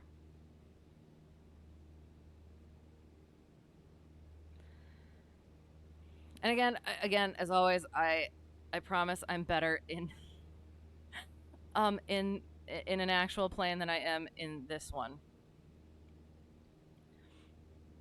So we're getting into our slow flight. So we're going, let's see, what is our ground speed? 62 knots. Also, what's really fun is flying backwards and or flying still. See, look at it. We're barely moving. If we had a headwind, hang on, can we get a headwind? Oh, there isn't. We're on clear weather, so. Okay, so we're good there. We're going to power down a little bit. Flight simming can be whatever you want it to be. From relaxed group flights to seeing the world to deep airliner systems learning. Yes. Highly recommend trying. Exactly. There's so many avenues, so many options, and that's why it's the gift that keeps on giving. And yeah, if you want to go full like real life sort of thing, you can definitely do that. But if you just want to plunk around in a little Cessna doing silly things, or any other plane, you could do that too. It's just so fun. How long are in-game flights? However long you want them to be. For example, in real life, a flight from the USA to Japan is probably like 13 hours. Right. How long would something like that in-game take? The same. Yeah. So I just did a flight, cross-country flight, and that was probably like half an hour, 45 minutes. So again, this is a little trainer Cessna. So it's a lot slower. So, yes, the world in the sim is real size and things take real time. Yes. It is very true to life with exceptions, obviously. So that's why, again, I'm training as I am a pilot. I'm a private pilot in real life doing my commercial training, and this is very helpful and very similar to real life. Again, not the same, but similar and very helpful. So it's that realistic. But you don't have to do a USA to Japan flight. You don't need to follow rules. Exactly. If you just want to have fun, sim allows you to start and end anywhere at any time. Right. Exactly. So, and that's what's nice about it is you can do whatever you want. If you want to start that flight and then you get bored with it, you just try something else. You just stop and go. Jackling, thank you for the follow. Happy you're here. How's it going? You were on a -7 when you were a kid, and the captain advised you weren't moving forward as you climbed out. Apparently for 11 seconds, the ground speed was 0, indicated airspeed 130, somewhere around 13,000 feet. Oh, that's so cool. Oh my gosh. Oh, I love it. I love it. I love it. Hello, how's it going? Am I killing it or what? It depends on what you mean by killing it. Brain cells, yes. So proud of me seeing how far I've come since I first popped into Charlie's stream. I know it has. I look back on those times very fondly. How's it going, by the way? And yes, training is still going. And yes, as always, killing the brain cells by being silly. You're good. Just got set up to fly the DC-3 in a new livery you got in MSFS. Very nice. Where are you flying? It wasn't until you were older that you realized how cool that was. Right. I can imagine just being as a kid like, but like what? Okay, cool. Oh, that's excellent. We are not a helicopter. For right now, we are. Helicopter cheat code. Key West, Florida in a mosquito control plane. Ooh. So again, I'm working on my commercial certificate. Do you know how many hours something like that would take? Because that sounds incredibly interesting, and that is a new potential job that I have now heard about, and I am curious. I can't see what it is. I need to look. Hang on. That's so cute. Thank you. Okay, I'm sorry. We're doing stalls. We're in slow flight. Kind of. And so what we're going to do, I need to remember now. Again, I kind of know what I'm doing.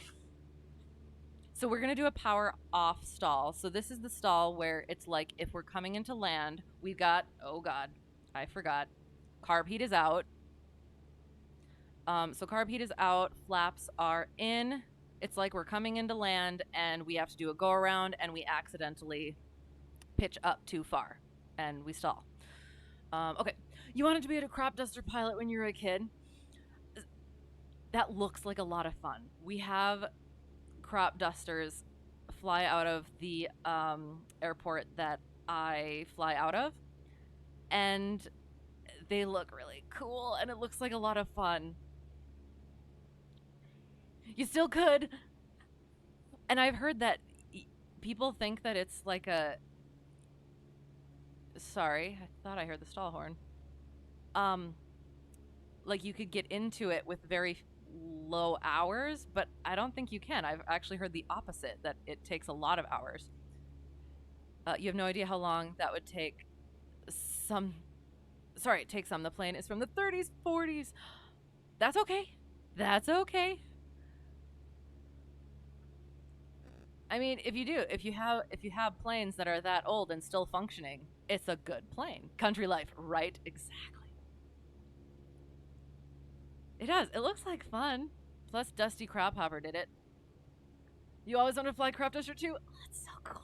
You wanted to be a bounty hunter as a kid due to some show on TV. Now you work for a popular insurance company. You don't know what happened. There's always still time. You also do some dead stick aerobatics in MSFS sometime. Nice, nice. I've done a couple. So for private pilot training, and I guess just in general, you have to at least simulate emergency landings. So practicing those checklists and flows. And I've done that. Usually in real life, you are supposed to pull out of that when you're at a certain point, and whether or not you could have landed, you can just guess. But in here, you get to actually test your, you get to actually try the landing that you meant for, which is fun.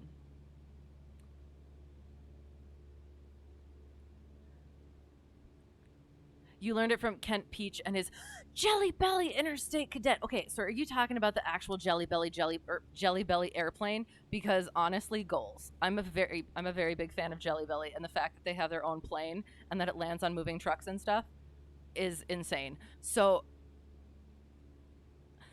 am I completely off the mark, or why am I flaps down? We're doing slow flight, and we're gonna do stalls quick. But I'm having fun chatting with you guys. So we're going to do it. You also sometimes do dead stick aerobatics, and sometimes it's even on purpose. Excellent. Sure am. Okay. That's so cool. Oh my gosh. I love that. So how did that happen? Like in real life or like videos? Do you need a pilot's license to navigate a blimp in real life? I assume. You may have also done a Kyle Franklin routine. Is he the drunk routine? Like at Oshkosh? Wait. Are you talking about in real life?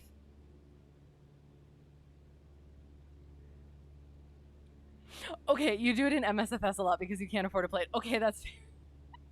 You're getting me all confused. But that's so cool. I went to Oshkosh like 2017, and that was when I was like, that looks like fun. Maybe I'll do that someday.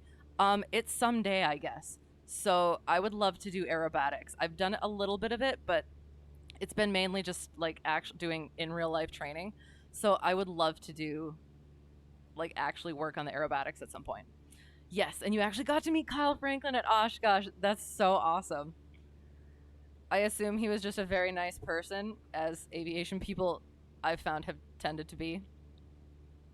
Okay, so again, we're gonna quick do the stalls since that's what I said I was gonna do. I apologize, but I do. You guys are just too much fun. Okay.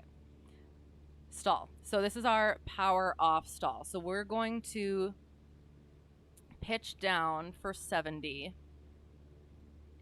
and then we idle, and then we pitch up. And we, pitch up, gentle, oop, yep, and it broke, so power in, and clean up the plane.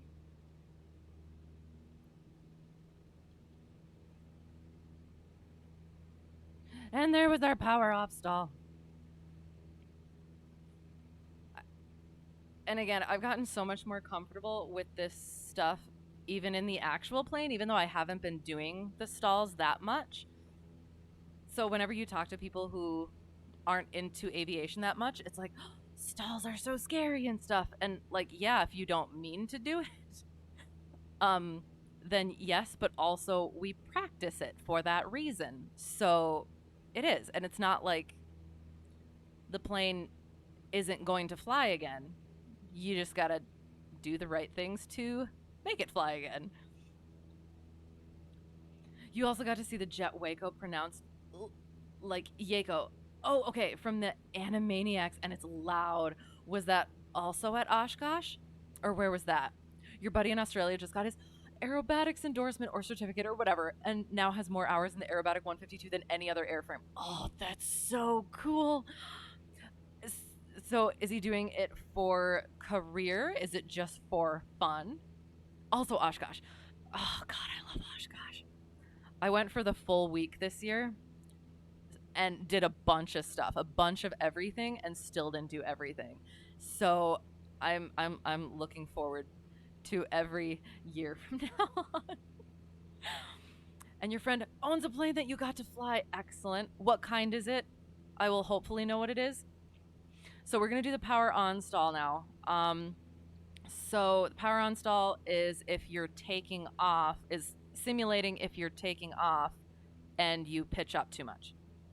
So it's clean configuration. We're going to get back on east. And then we power down a bit so that we can get to 70, and then we'll power in and pitch up. So we're just gonna get it to power down, get it to about 70, then we power up, and then we pitch up, pitch up, pitch up. Nice and gentle like, nice and gentle like. There's the stall horn.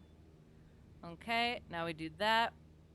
Power in, rudder, and now we power out because we're getting it too fast. Sync rate, sync rate. Thank you, VOR-Flight. That was a terribly executed stall recovery. However, I will blame my rudder pedals and the fact that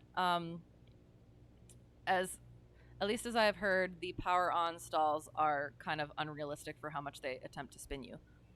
However, oh, you know what though? Here's the thing. The other thing so what new commercial instructor has told me, power off stalls, you go to the brake and then you recover.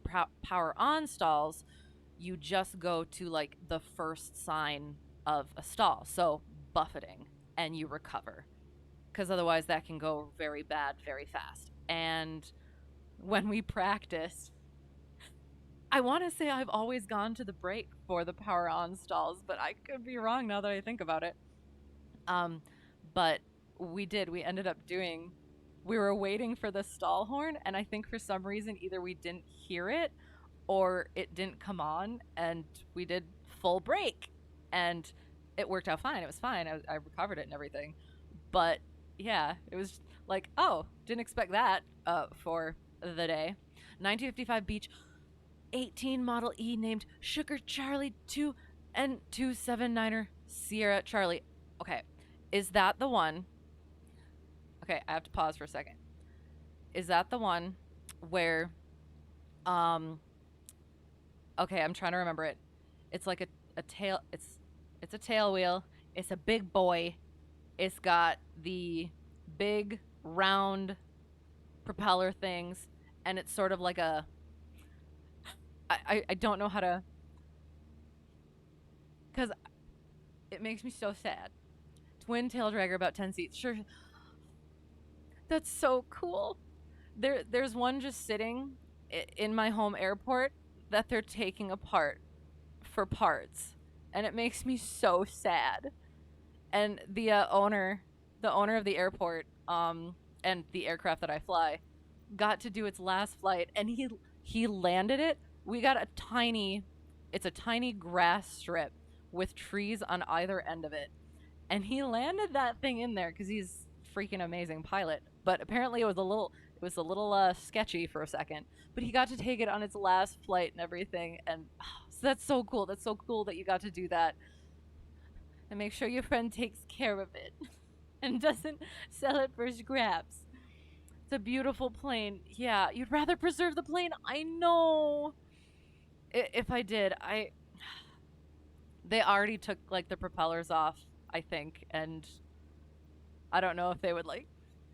I'd want to like go in and just like talk to the owner of the airport and be like, is there any way you could be like convince the person, no, don't do it? But I don't think so. Yeah, that's Lockheed Electra 1 too is similar. So what are the differences then? That plane has special history. Now it's making me even more sad. Because I was so excited to just see it there, and like I looked at the tail number and everything, and it was just I was wondering what it was, why they had it there. And then one of the guys that lives across the way, we were chatting, and he's like, oh yeah, so you know that plane over there and everything? He's like, yeah, it's so cool. And he's like, yeah, they're taking it apart. No, apparently the person owns like a few of them, so it's like Yeah. Still. I don't like it. If I had the cash, I'll buy it from you and preserve it. Beach was better. Okay, faster, longer range. But they look alike. Okay, sounds good. Excellent. Okay, so we did our power off and power on stalls. We remembered the things we were supposed to remember. And now we're going to do the accelerated stall. I'm going to try to remember what he told me to do for that. The plane your friend owns used to have nose art. What does that mean? Like, oh, like it had the stuff on the thing. What do you mean used to? Did it get covered up? Dang it.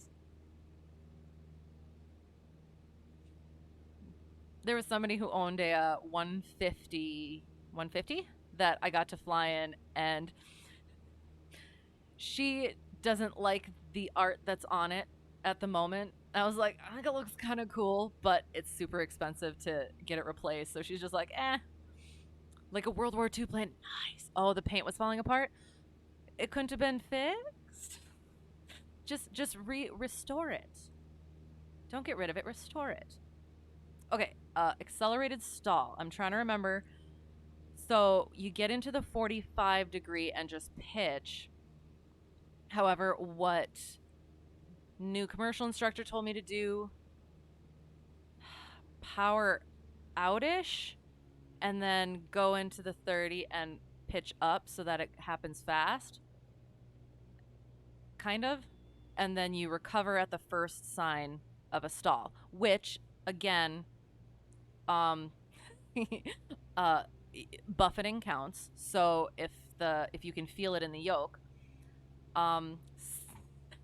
so if you're getting nervous about your accelerated stall and you don't want to do the accelerated stall anymore, you just say, "Oh, I felt buffeting," because the DPE doesn't know. I'm just kidding. Everything I say here is satire. There's no images of hang on. You hit autocorrect of what the nose art used to look. Oh, okay. Darn it. Got you. Okay, so the paint was coming off. You couldn't actually tell what it was. So that's why you can restore it. Got it. Okay. Darn. Oh. Are you sure there's no images? There's one somewhere. Depends on if it's on the internet or not. Oh, so we did the accelerated stall to that side. We're going to try and do it. So again, powering down a bit and then rolling in and pitching up immediately, kind of. 45 degree. Oh, and first sign, recover. I feel like I'm doing it somewhat incorrectly. Like so I'm getting into a stall, pitch down, and then throttle first. Not sure. The only image of it is blurry. Darn it. Okay.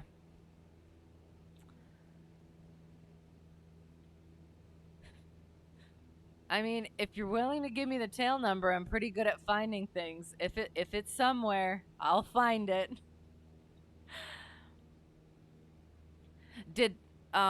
Was there new art put on it, or was it just like repainted? Just kind of normal plain stuff. Also, this guy who owns a Cessna in your state, he flies it crazy, like crazy good or crazy bad. So yeah, so again, powering out, bop it, twist it. First sign of stall, pitch down, throttle up. Ailerons? Probably gonna have to ask him about that one again. Okay, we're gonna do 8s on pylons now. I think. Yeah, I think we did everything else. We just need to do the 8s on pylons. We did that today, and that was... shoot.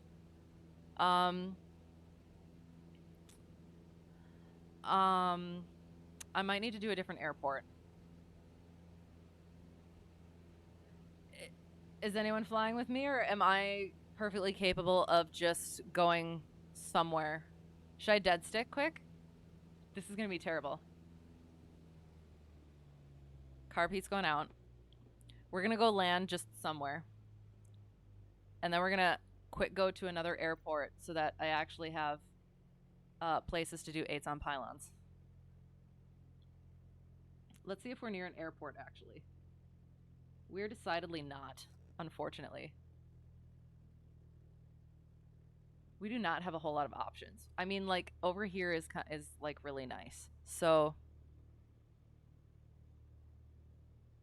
this is terrible. Best glide. Oh, actually, could I make it?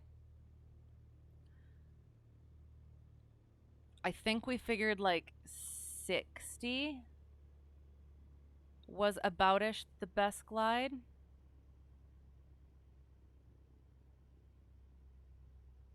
So we're... I don't know if we're gonna make it all the way over there. I kind of want to just kind of land in here. What do we think? Oh, right. Sorry, you did tell me that, didn't you? Excellent. I'm gonna look.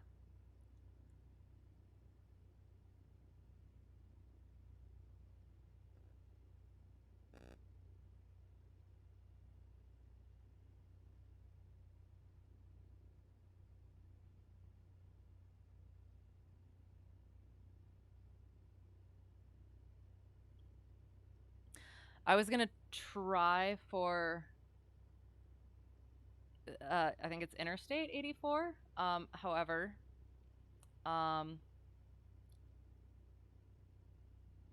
but I don't think we're gonna make it.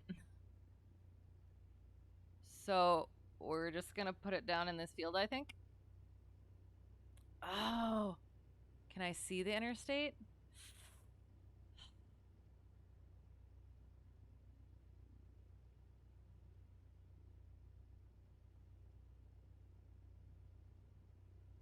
We're just gonna we're just gonna do it here, I think. Because yeah, it's past that lake, so we're not gonna make it. I don't think. I'm pretty sure not.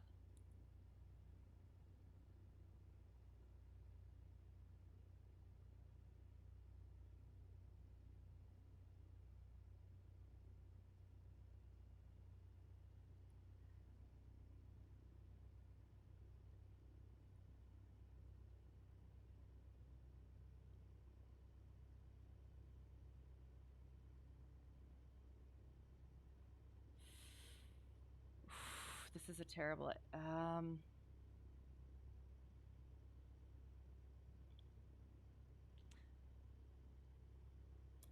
Okay. So we're at pattern.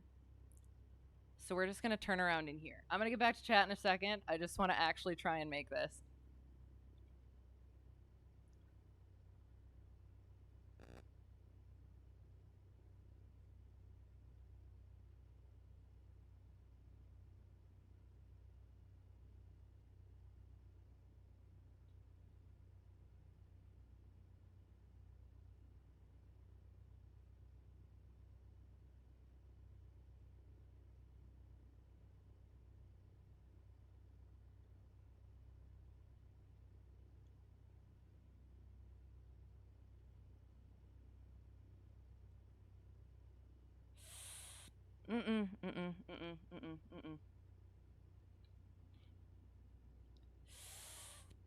Oh, I've made a dumb. Hang on. Oh, shoot. Don't do that. 500. Okay, we are turning. We're turning. Oh, God.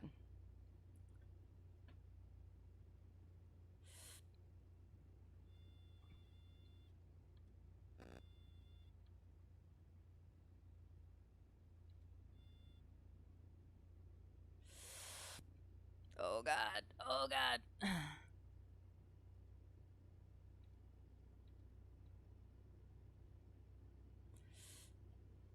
we're gonna try and slip it, but my freaking rudders aren't working.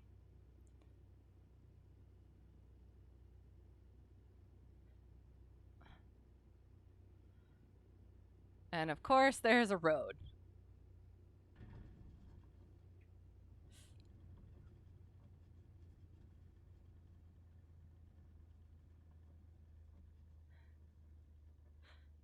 We did it. It was sketchy, but we did it. Okay. I don't remember what I all addressed, so okay. It was just repainted to normal. Darn it. Okay, sounds good. He does steep bank turns in the Cessna. How steep?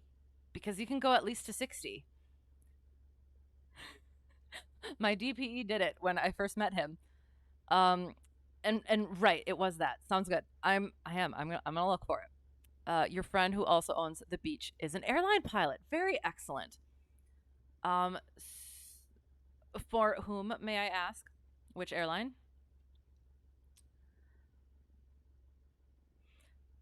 Hard to tell from the ground. Okay. So you can go to at least 60. I'm not sure what actual regulations there are. We're going to quick jump out into like I don't know, like Iowa or something. And we'll just jump out and get to somewhere where we have good what's it called? So we'll quick, I guess, look at little nav map before it goes away. So I'll pop that on there quick. And then we'll go do 8s on pylons and then we'll be finished. So yeah, so we practice. Sorry, I'll go back to that. So we came out here and we did, that was our look at how circular that is. I'm so pleased. So that was our 45 degree that we were testing. And then that was that an attempted 50? And then there's like that. And then they're not horrendous. That's kind of wonky. I don't remember what that was. And then we came this way, and then we kept going this way. And then that might have been the stall, and then we went wonky. And then that was, we started, I'm entirely not sure. We did slow flight, and we did stalls. Oh, was that the accelerated? I don't know.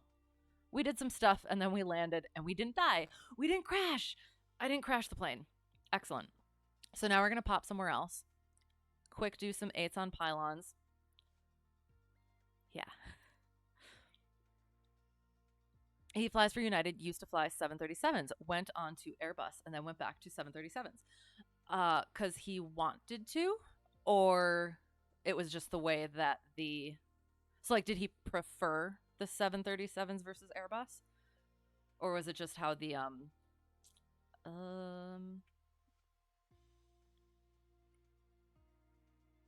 how like the career path went? And yes, again, we practice in private.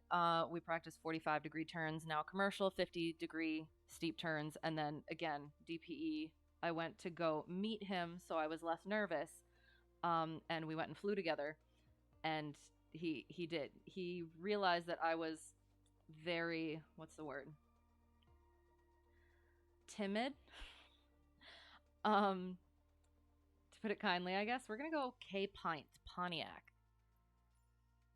It looks like it's got some nice square things, so we can do proper 8s on pylons. So we'll take off from here, nice and small and uncontrolled. So yeah, as we were flying together, he took over the plane, bops it right into a 60 degree turn. And I was just, oh, okay, this is all right. This is fine. And then after after he told me, oh yeah, okay, we're done for instrument check ride or whatever, we were still in the air, so he's I ended up giving the controls over to him so that he could like show me some stuff.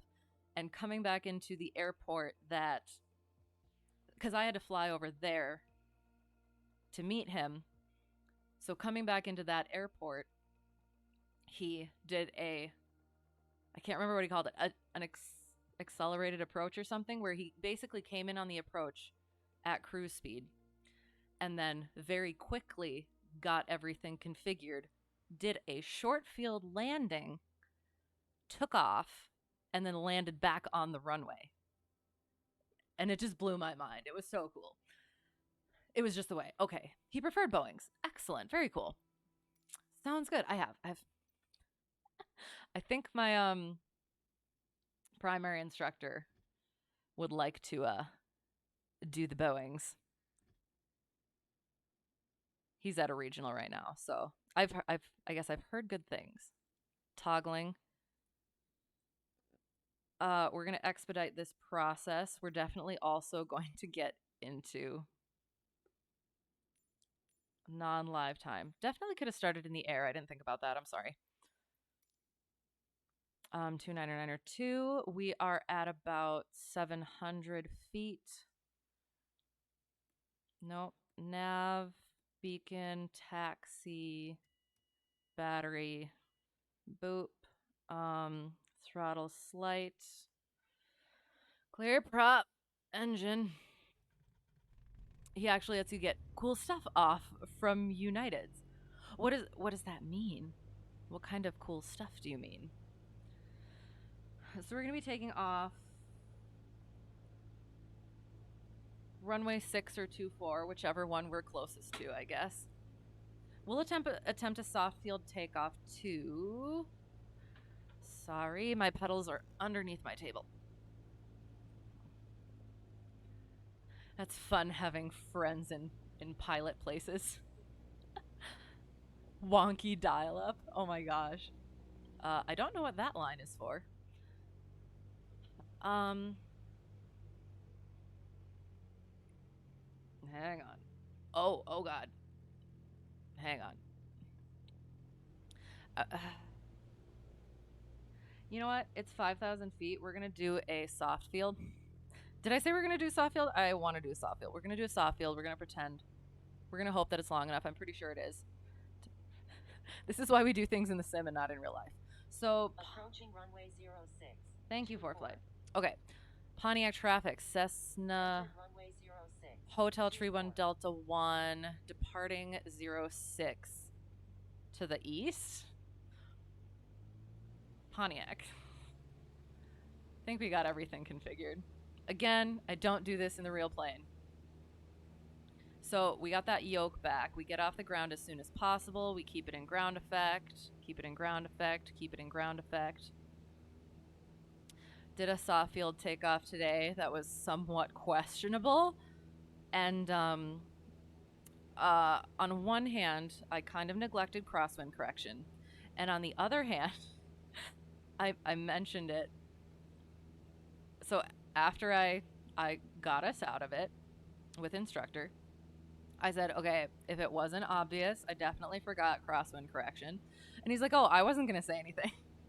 But I also think that it climbed out of ground effect too fast.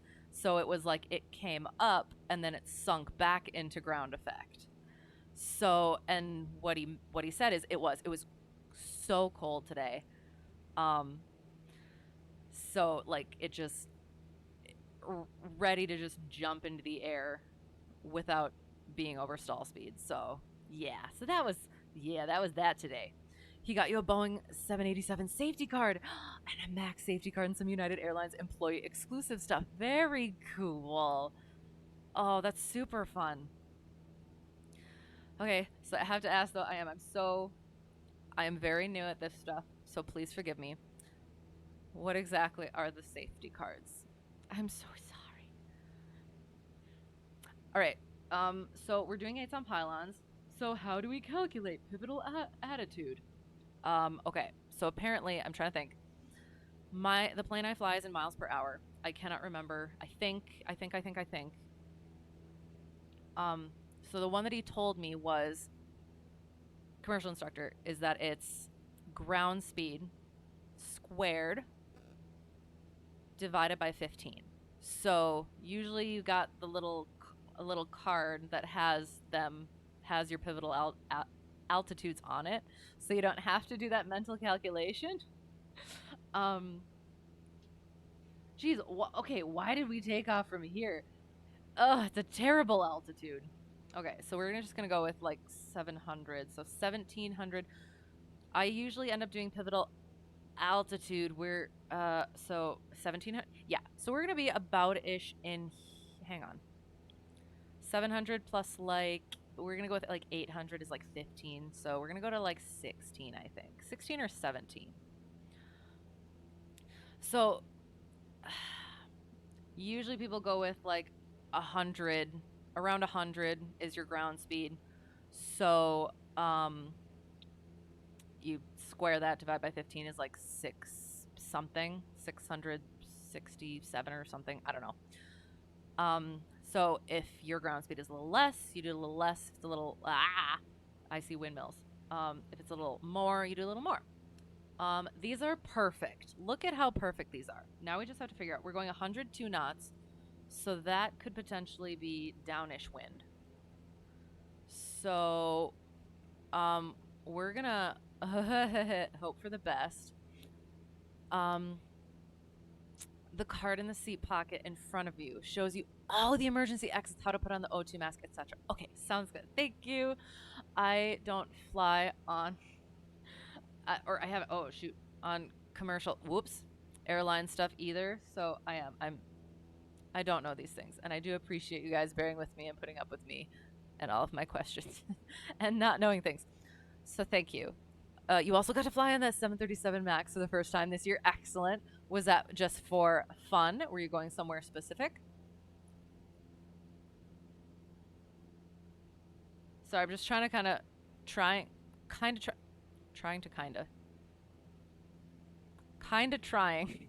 to figure out where the wind actually is. We're just gonna, you know what? We're gonna just not worry about the wind. So we pick out our 2 points, and it seems like we're kind of maneuvering into a headwind. So we are going to end up turning around. So this is what we're gonna do. This is our right point. This is our left point. So this is our first point. This is our second point. We're gonna come up and around here. We're gonna come over here, and we're gonna come up towards this point. And then once this point is 45 degrees, we're gonna turn towards it at a 30-degree angle. It makes so much more sense once I actually do it, I promise. Yeah, and then we'll do our 8s on pylons. It was for a trip to Disney World. Amazing. Very cool. So was it just sort of like an accidental you got to go on it, or was it planned that you got to go on that specific plane for it? I promise I remember my flaps in the real plane most of the time. I'm sorry. Gosh darn it. It's getting close to the end of the night. I'm sorry. Okay. So we're going to, again, there's our point. I kind of didn't give myself enough time today for it. So I'm going to come to here. And now we're going to start our turn. And we're going to get back into, or we're going to get into, hang on. Or we might be doing a couple different points. Hang on. I want to get down. It was random. Oh, very cool. Well, I'm glad you got to do that then. And all right, I have to ask the question. So what is special about the 737 MAX?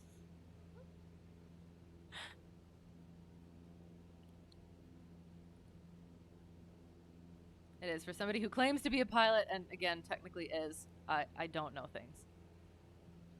So okay, so we're gonna use that point there. So it's 45 degrees and we're gonna turn towards it to 30 degrees. This doesn't quite feel right, but we're gonna see what happens. So we're gonna be wings level at the midpoint. Still feel like I need to be a little bit more. Hello. I'm gonna check that in a bit. We're gonna quick do the 8s on pylons, and then I will check. So again, so we're at our 30-degree angle. Here's our point. Once we get a beam, we pop our. Why do I feel so there? Oh God, that's perfect. So we're gonna pop our wing on it, and it's getting behind. So we pitch up a little bit. And then it's getting a little in front, so we pitch down.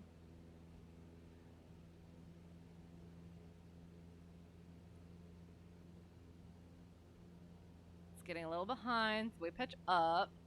And now we're going to watch our midline, and we want to get wings level by that point. And we're going to again aim for about a 30-degree angle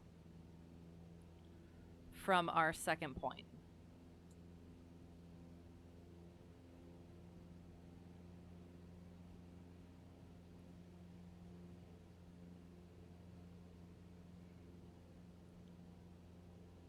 Sorry, I'll get back to chat in a little bit too. 1 second. We'll just get one good 8 on the pylons, and then a beam. So we snap it on. It's getting behind, so we pitch up. Not too much though, and keep turning. Keep turning. Make sure we're coordinated. Pitching up.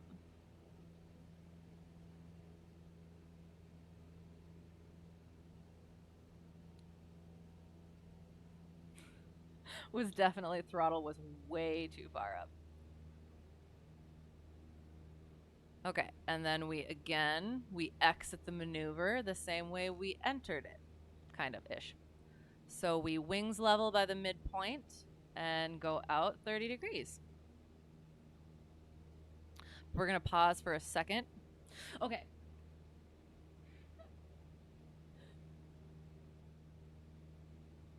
I'm a lady, but I'm gonna say it anyway. Orgasmatron 2K. Thank you for the follow. Oh my. How's it going? Glad you're here. Again, thank you for the follow if I didn't say it. Okay. We're gonna look at little nav map and see how we did with that 8s on a pylon. I'm gonna quick get 8s on pylons. I'm gonna quick look at your chat. And you also got to see the SpaceX launch from the plane during landing, which you didn't know what was even going to be launching that night. Oh, that's super cool. Oh, that's excellent. Oh, that's such a fun memory. The plane is smooth and quiet, and it has a special winglet design. Excellent. Very cool. The split scimitar winglets can be found on NG 737s as well. United has retrofitted many of their 737, 800, and 900 ERs with that winglet. What is special about the winglet? I'm sorry, I have lots of questions.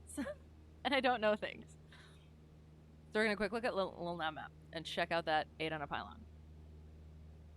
I have to find little nav map. Okay. Look it! It looks so nice. It looks like a little bow tie. So what I was doing was can you see my cursor? I think you can see my cursor. So what I would do is I would go directly through the points, and then I would like basically make it a turnaround a point and go like that, and then go like that, and then go like that, and then go like that. So yeah, so that's what I was doing. But now we are doing the proper 8s. So yeah, so I think we'll do that one more time. We'll go back and land, and then I'll have to be finished for the even. So we'll go like that. And we'll go like that. I'm supposed to be being quiet, but I forgot about that. I'm sorry. Okay. This is what the max winglet looks like. Okay.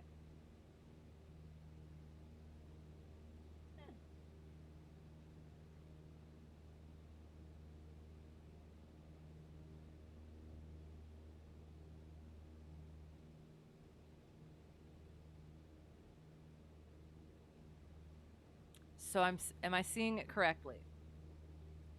It like it's like a split hair. So like so you got your aileron, right? And it's like that, but then it's also like that. Correct? Interesting. So and that just like kind of breaks up the wingtip vortices? Is that the intent? Okay, so there's our 0.1 again. So we'll do that again. Again, 30 degrees outbound. 30 degrees outbound. Once we're abeam, snap that wing. It's getting behind, so we pitch up. Getting in front, so we pitch down. Honestly, we probably should have stopped on that first one. Because those were pretty good.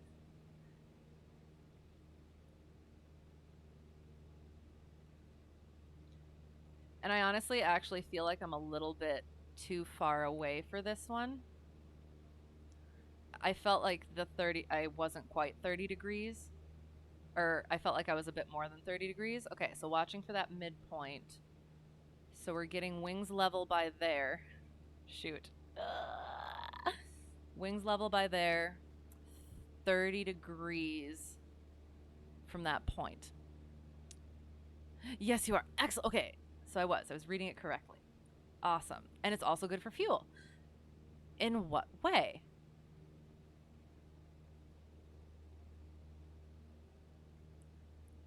Efficiency? Or like actually like storage? I'm sorry. Okay, so snap it.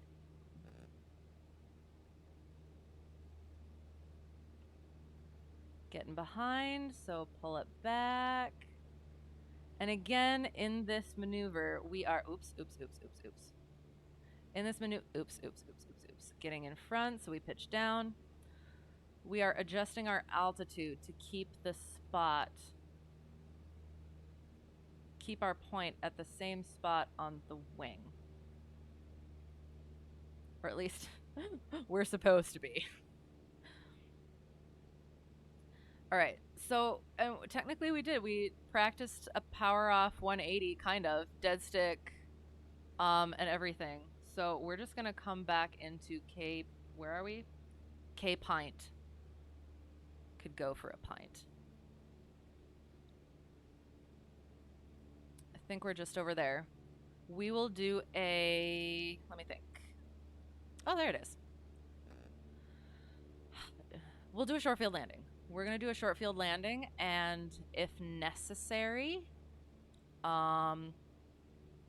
will attempt. Oh, I didn't even put my DME or transponder on or anything. Oops. It usually turns on for me. Pattern altitude is 1700, so we'll get down to that. Pontiac traffic, Cessna Hotel Tree 1 Delta 1, left downwind 06. Pontiac. Okay, so we'll get down to 2000 RPM, get our carb heat out. We made our call. 1700 is our pattern altitude. We're going to land without flat. No, that's silly. Hang on.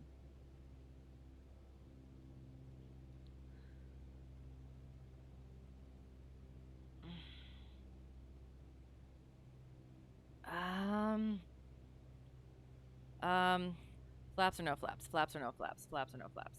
Are we gonna do a power off 180 or a short field?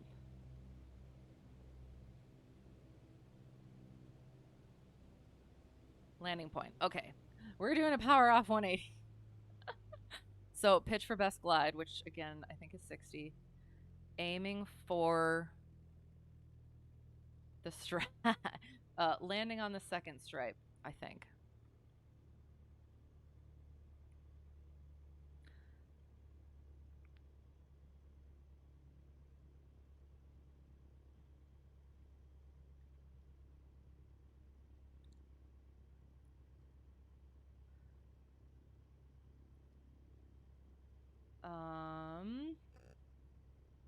Oh god, I don't want to get too far. Turn. Pontiac traffic, Cessna Hotel Tree 1 Delta 1, base to left base to final 06. Pontiac. Oh god. Short final runway 06 at Kilo Papa November Tango. Warning, airport not in current route. Thank you, ForeFlight. Oh god. Okay, this is fine. This is fine. Okay. Okay, so second stripe, aiming for the number, kind of. Oh, we're way too fast. Shoot, shoot, shoot. Oh, no. Ooh, it's a skinny runway. It's a skinny runway. That wouldn't have worked in real life, I promise. That was terrible. That was horrendous, and I apologize. But technically we made it, because the sim said so. Gosh darn freaking... Hang on. Oh, God. My bad. Hang on. Again, the airplane I fly in real life likes the grass, so this is okay. My rudders were under my table.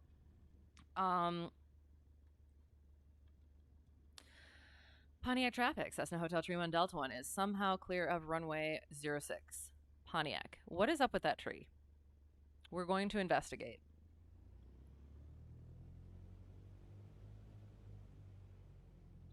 And then we'll do shutdown, and then I will read the things. Oh no, you're seeing me. Oh no.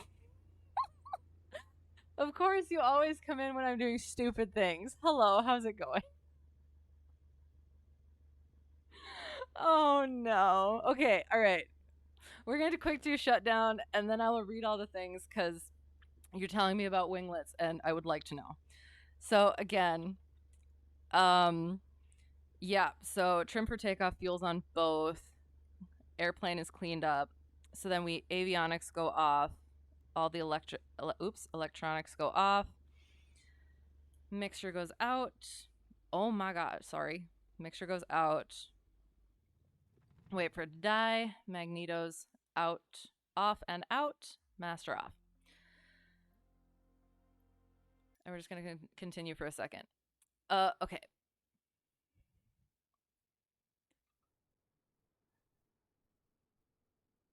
Okay, so it is a normal tree. It just looked kind of strange. All right. So yes, that was terrible. I'm so sorry. Okay. We're going to get some pretty music on by going, hang on. Main menu. And now I'm going to read the things.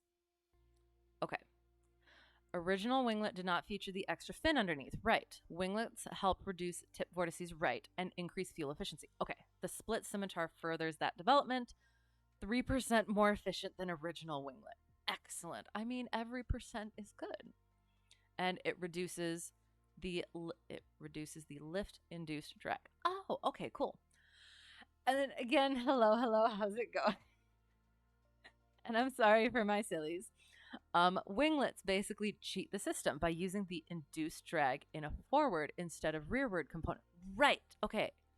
But they're really only effective in high angle of attack flight, like when you're low and slow. Okay.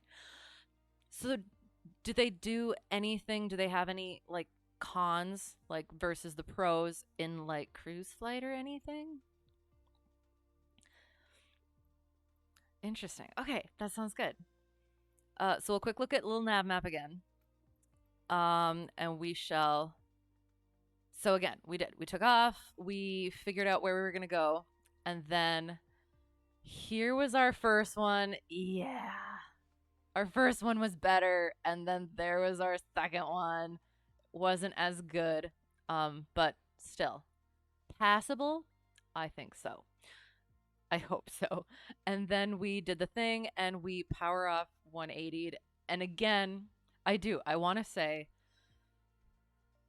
some of the landings that I make in the sim, I do not think would have worked and would not have been as soft and nice as they appear to be in the sim in real life. And then we're just going to ignore that right there. That was a glitch in the system.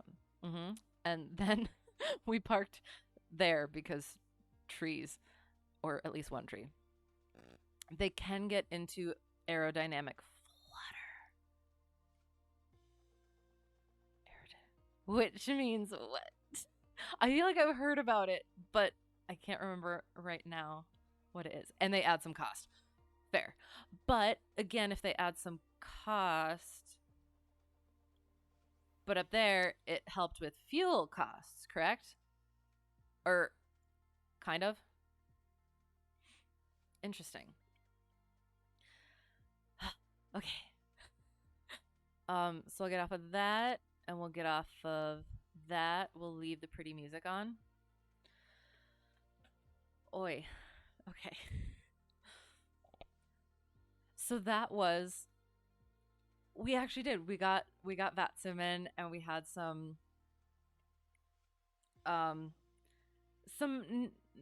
little new things with that. Glad we got to do that.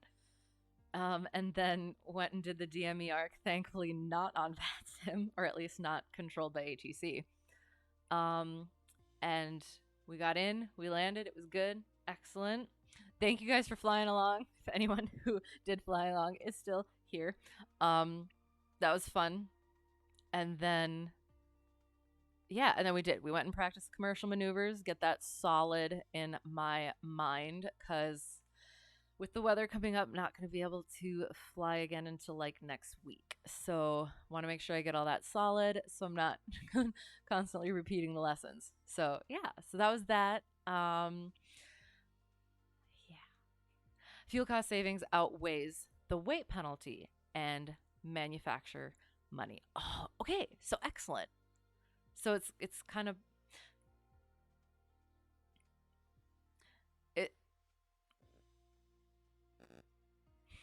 and this is probably going to be a really, really silly question. I assume it's not something you can just tack on to an existing plane. It is literally for the 737 MAX. Or or other planes, right? It's not like an add-on thing. It like comes with whatever the plane is, correct? I'm sorry. You can. So then would the fuel cost savings outweigh the money to add it on like that? You can retrofit, and I assume just certain planes. Sorry, I have the picture over here on my screen. That's why I'm looking over here. I'm not just like being strange. That's super cool. Even some 737 classics, 300, 400, 500 have them. 757 and 767s have them added. Okay. So it wasn't too much of a silly question. Depends on how much life is left right on the aircraft and the flight profile, how much it's flown, etc. Right.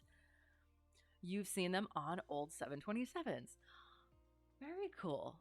So it is. It's just one of those things like figuring out what's actually going to work for that specific plane. Got you. I love planes. They're so interesting. There's so many different avenues and aspects. That's super fun.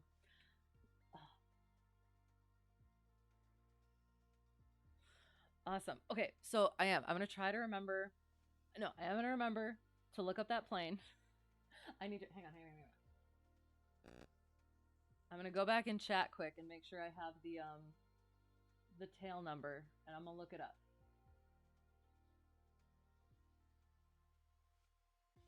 There.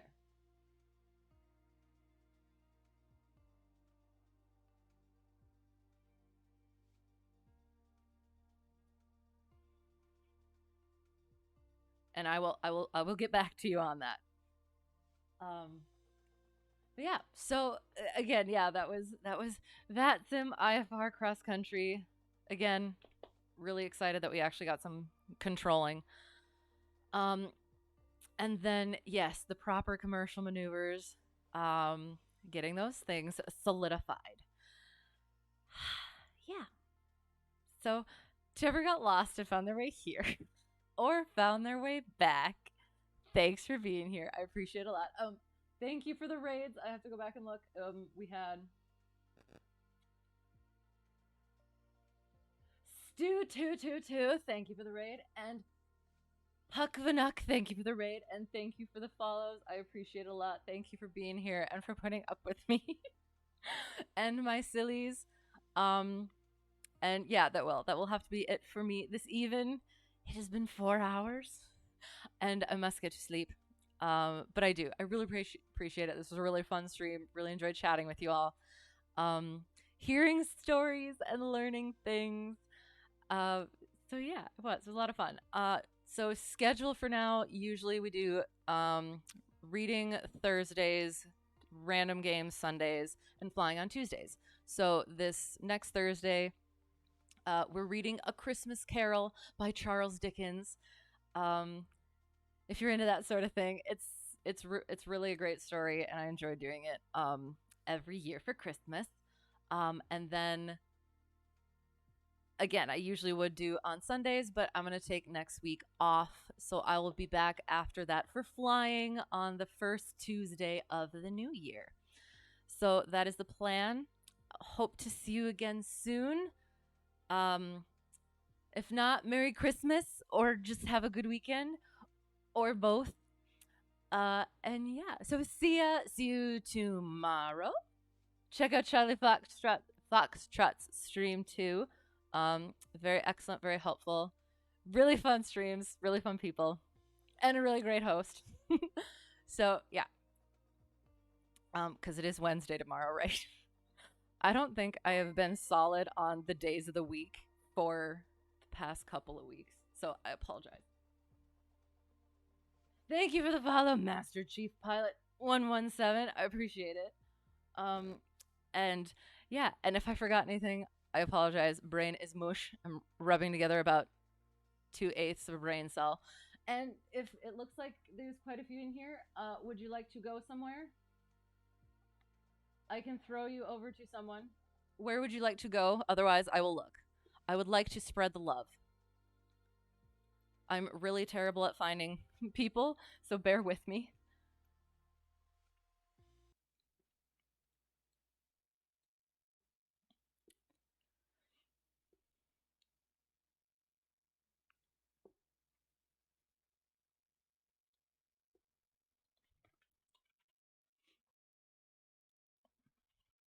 Oops.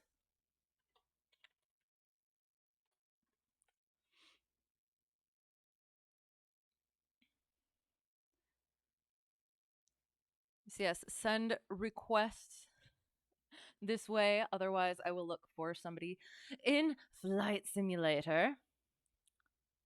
We'll see what we have.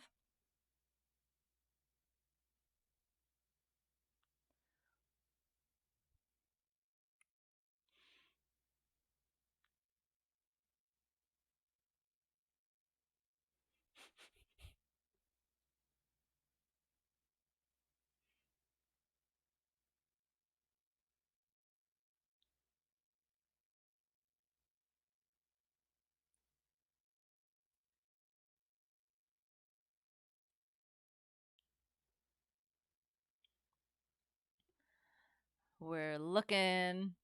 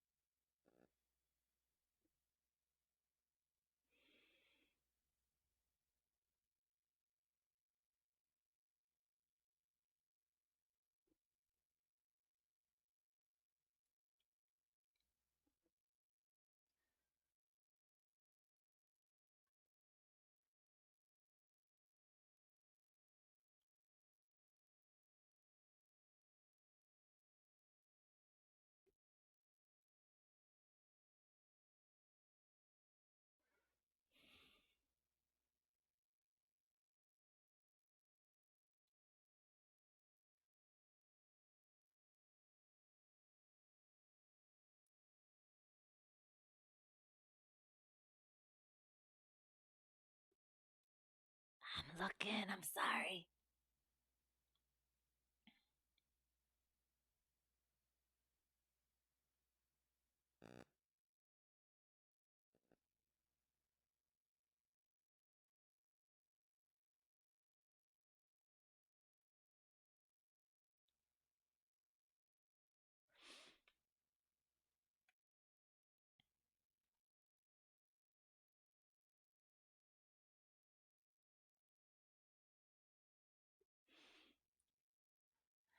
Okay, so I think we'll go Bill Forley. I think he is good. I have heard of him.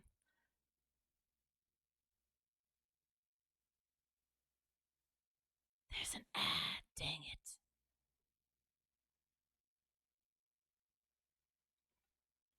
I'm waiting for the ad. I'm sorry.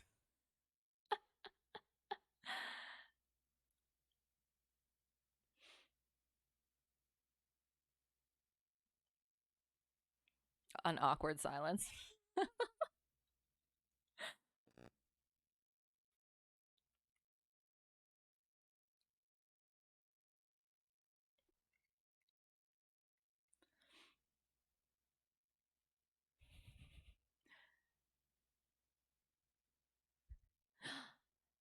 No, he's not just landing, is he? Hang on.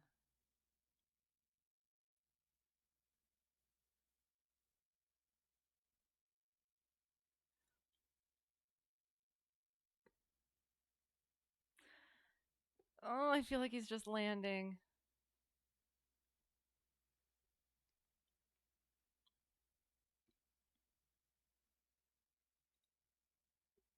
Shoot. Okay, hang on.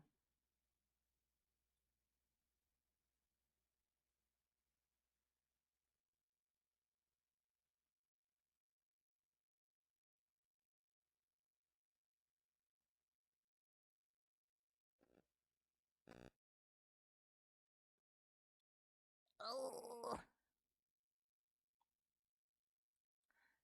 Okay.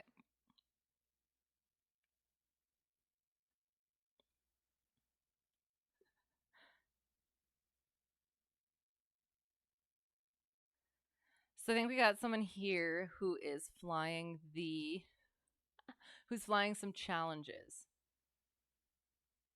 Just got to make sure they're still flying. I'm so sorry. So that's potentially where we're going. They're not doing anything. I'm so bad at this.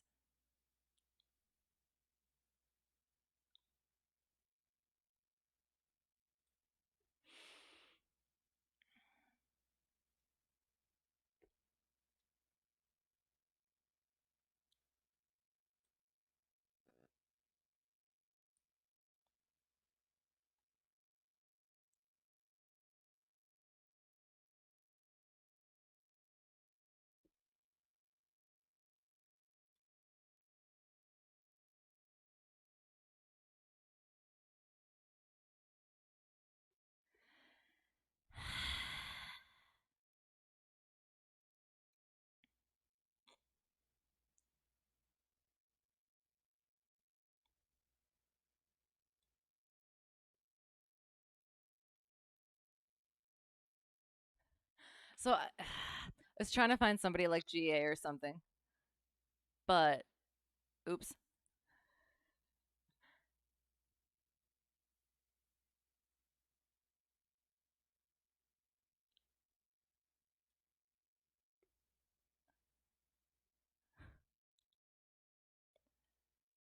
Definitely not.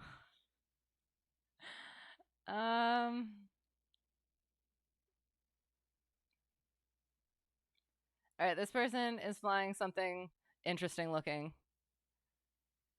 So we're going to go there probably. Well, but they're not chatting, I don't think. My gosh, I'm still alive. I know we're trying to find somebody to raid, but I can't find somebody that either they're not like chatting people or they're just landing. We're going to look at Bill again. We're going to see if he's still going. I don't think so.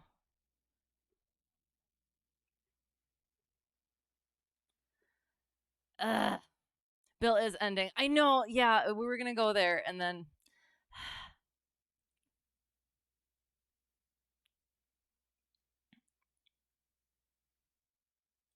if you have any suggestions, let me know cuz I'm struggling. Well, how about oh, this one's VATSIM. Hang on. This could work.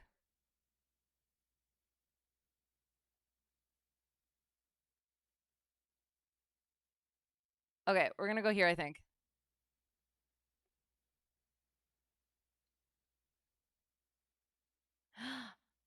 It's a followers only chat though, for the love.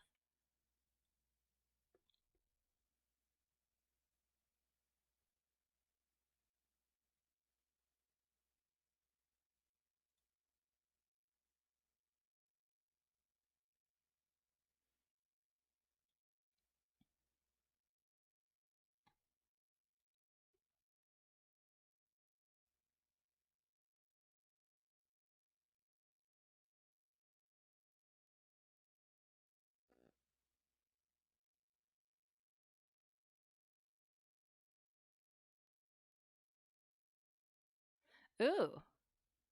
We've got snow.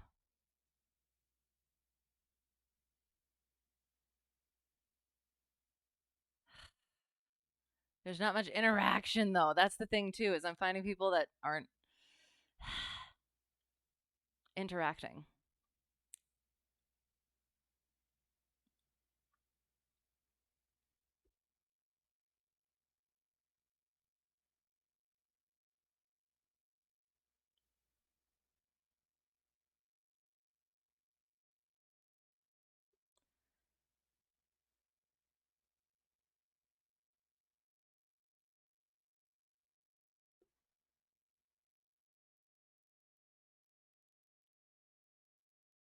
Okay, I think this person interacts. So we might be going here. It looks like military planes, so that could be fun.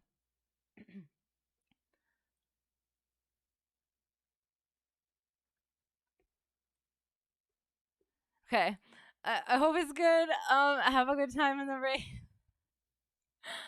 Oh wait, what? Okay. Hope it's good. Let me go to a thing. I shall do the raid thing. I apologize. Thanks for sticking around. I'm so sorry. Hope it's a good time. Hope you have a good time. I have to get to bed, so I'm not going to be sticking around. But yes, again, thank you so much. I appreciate it.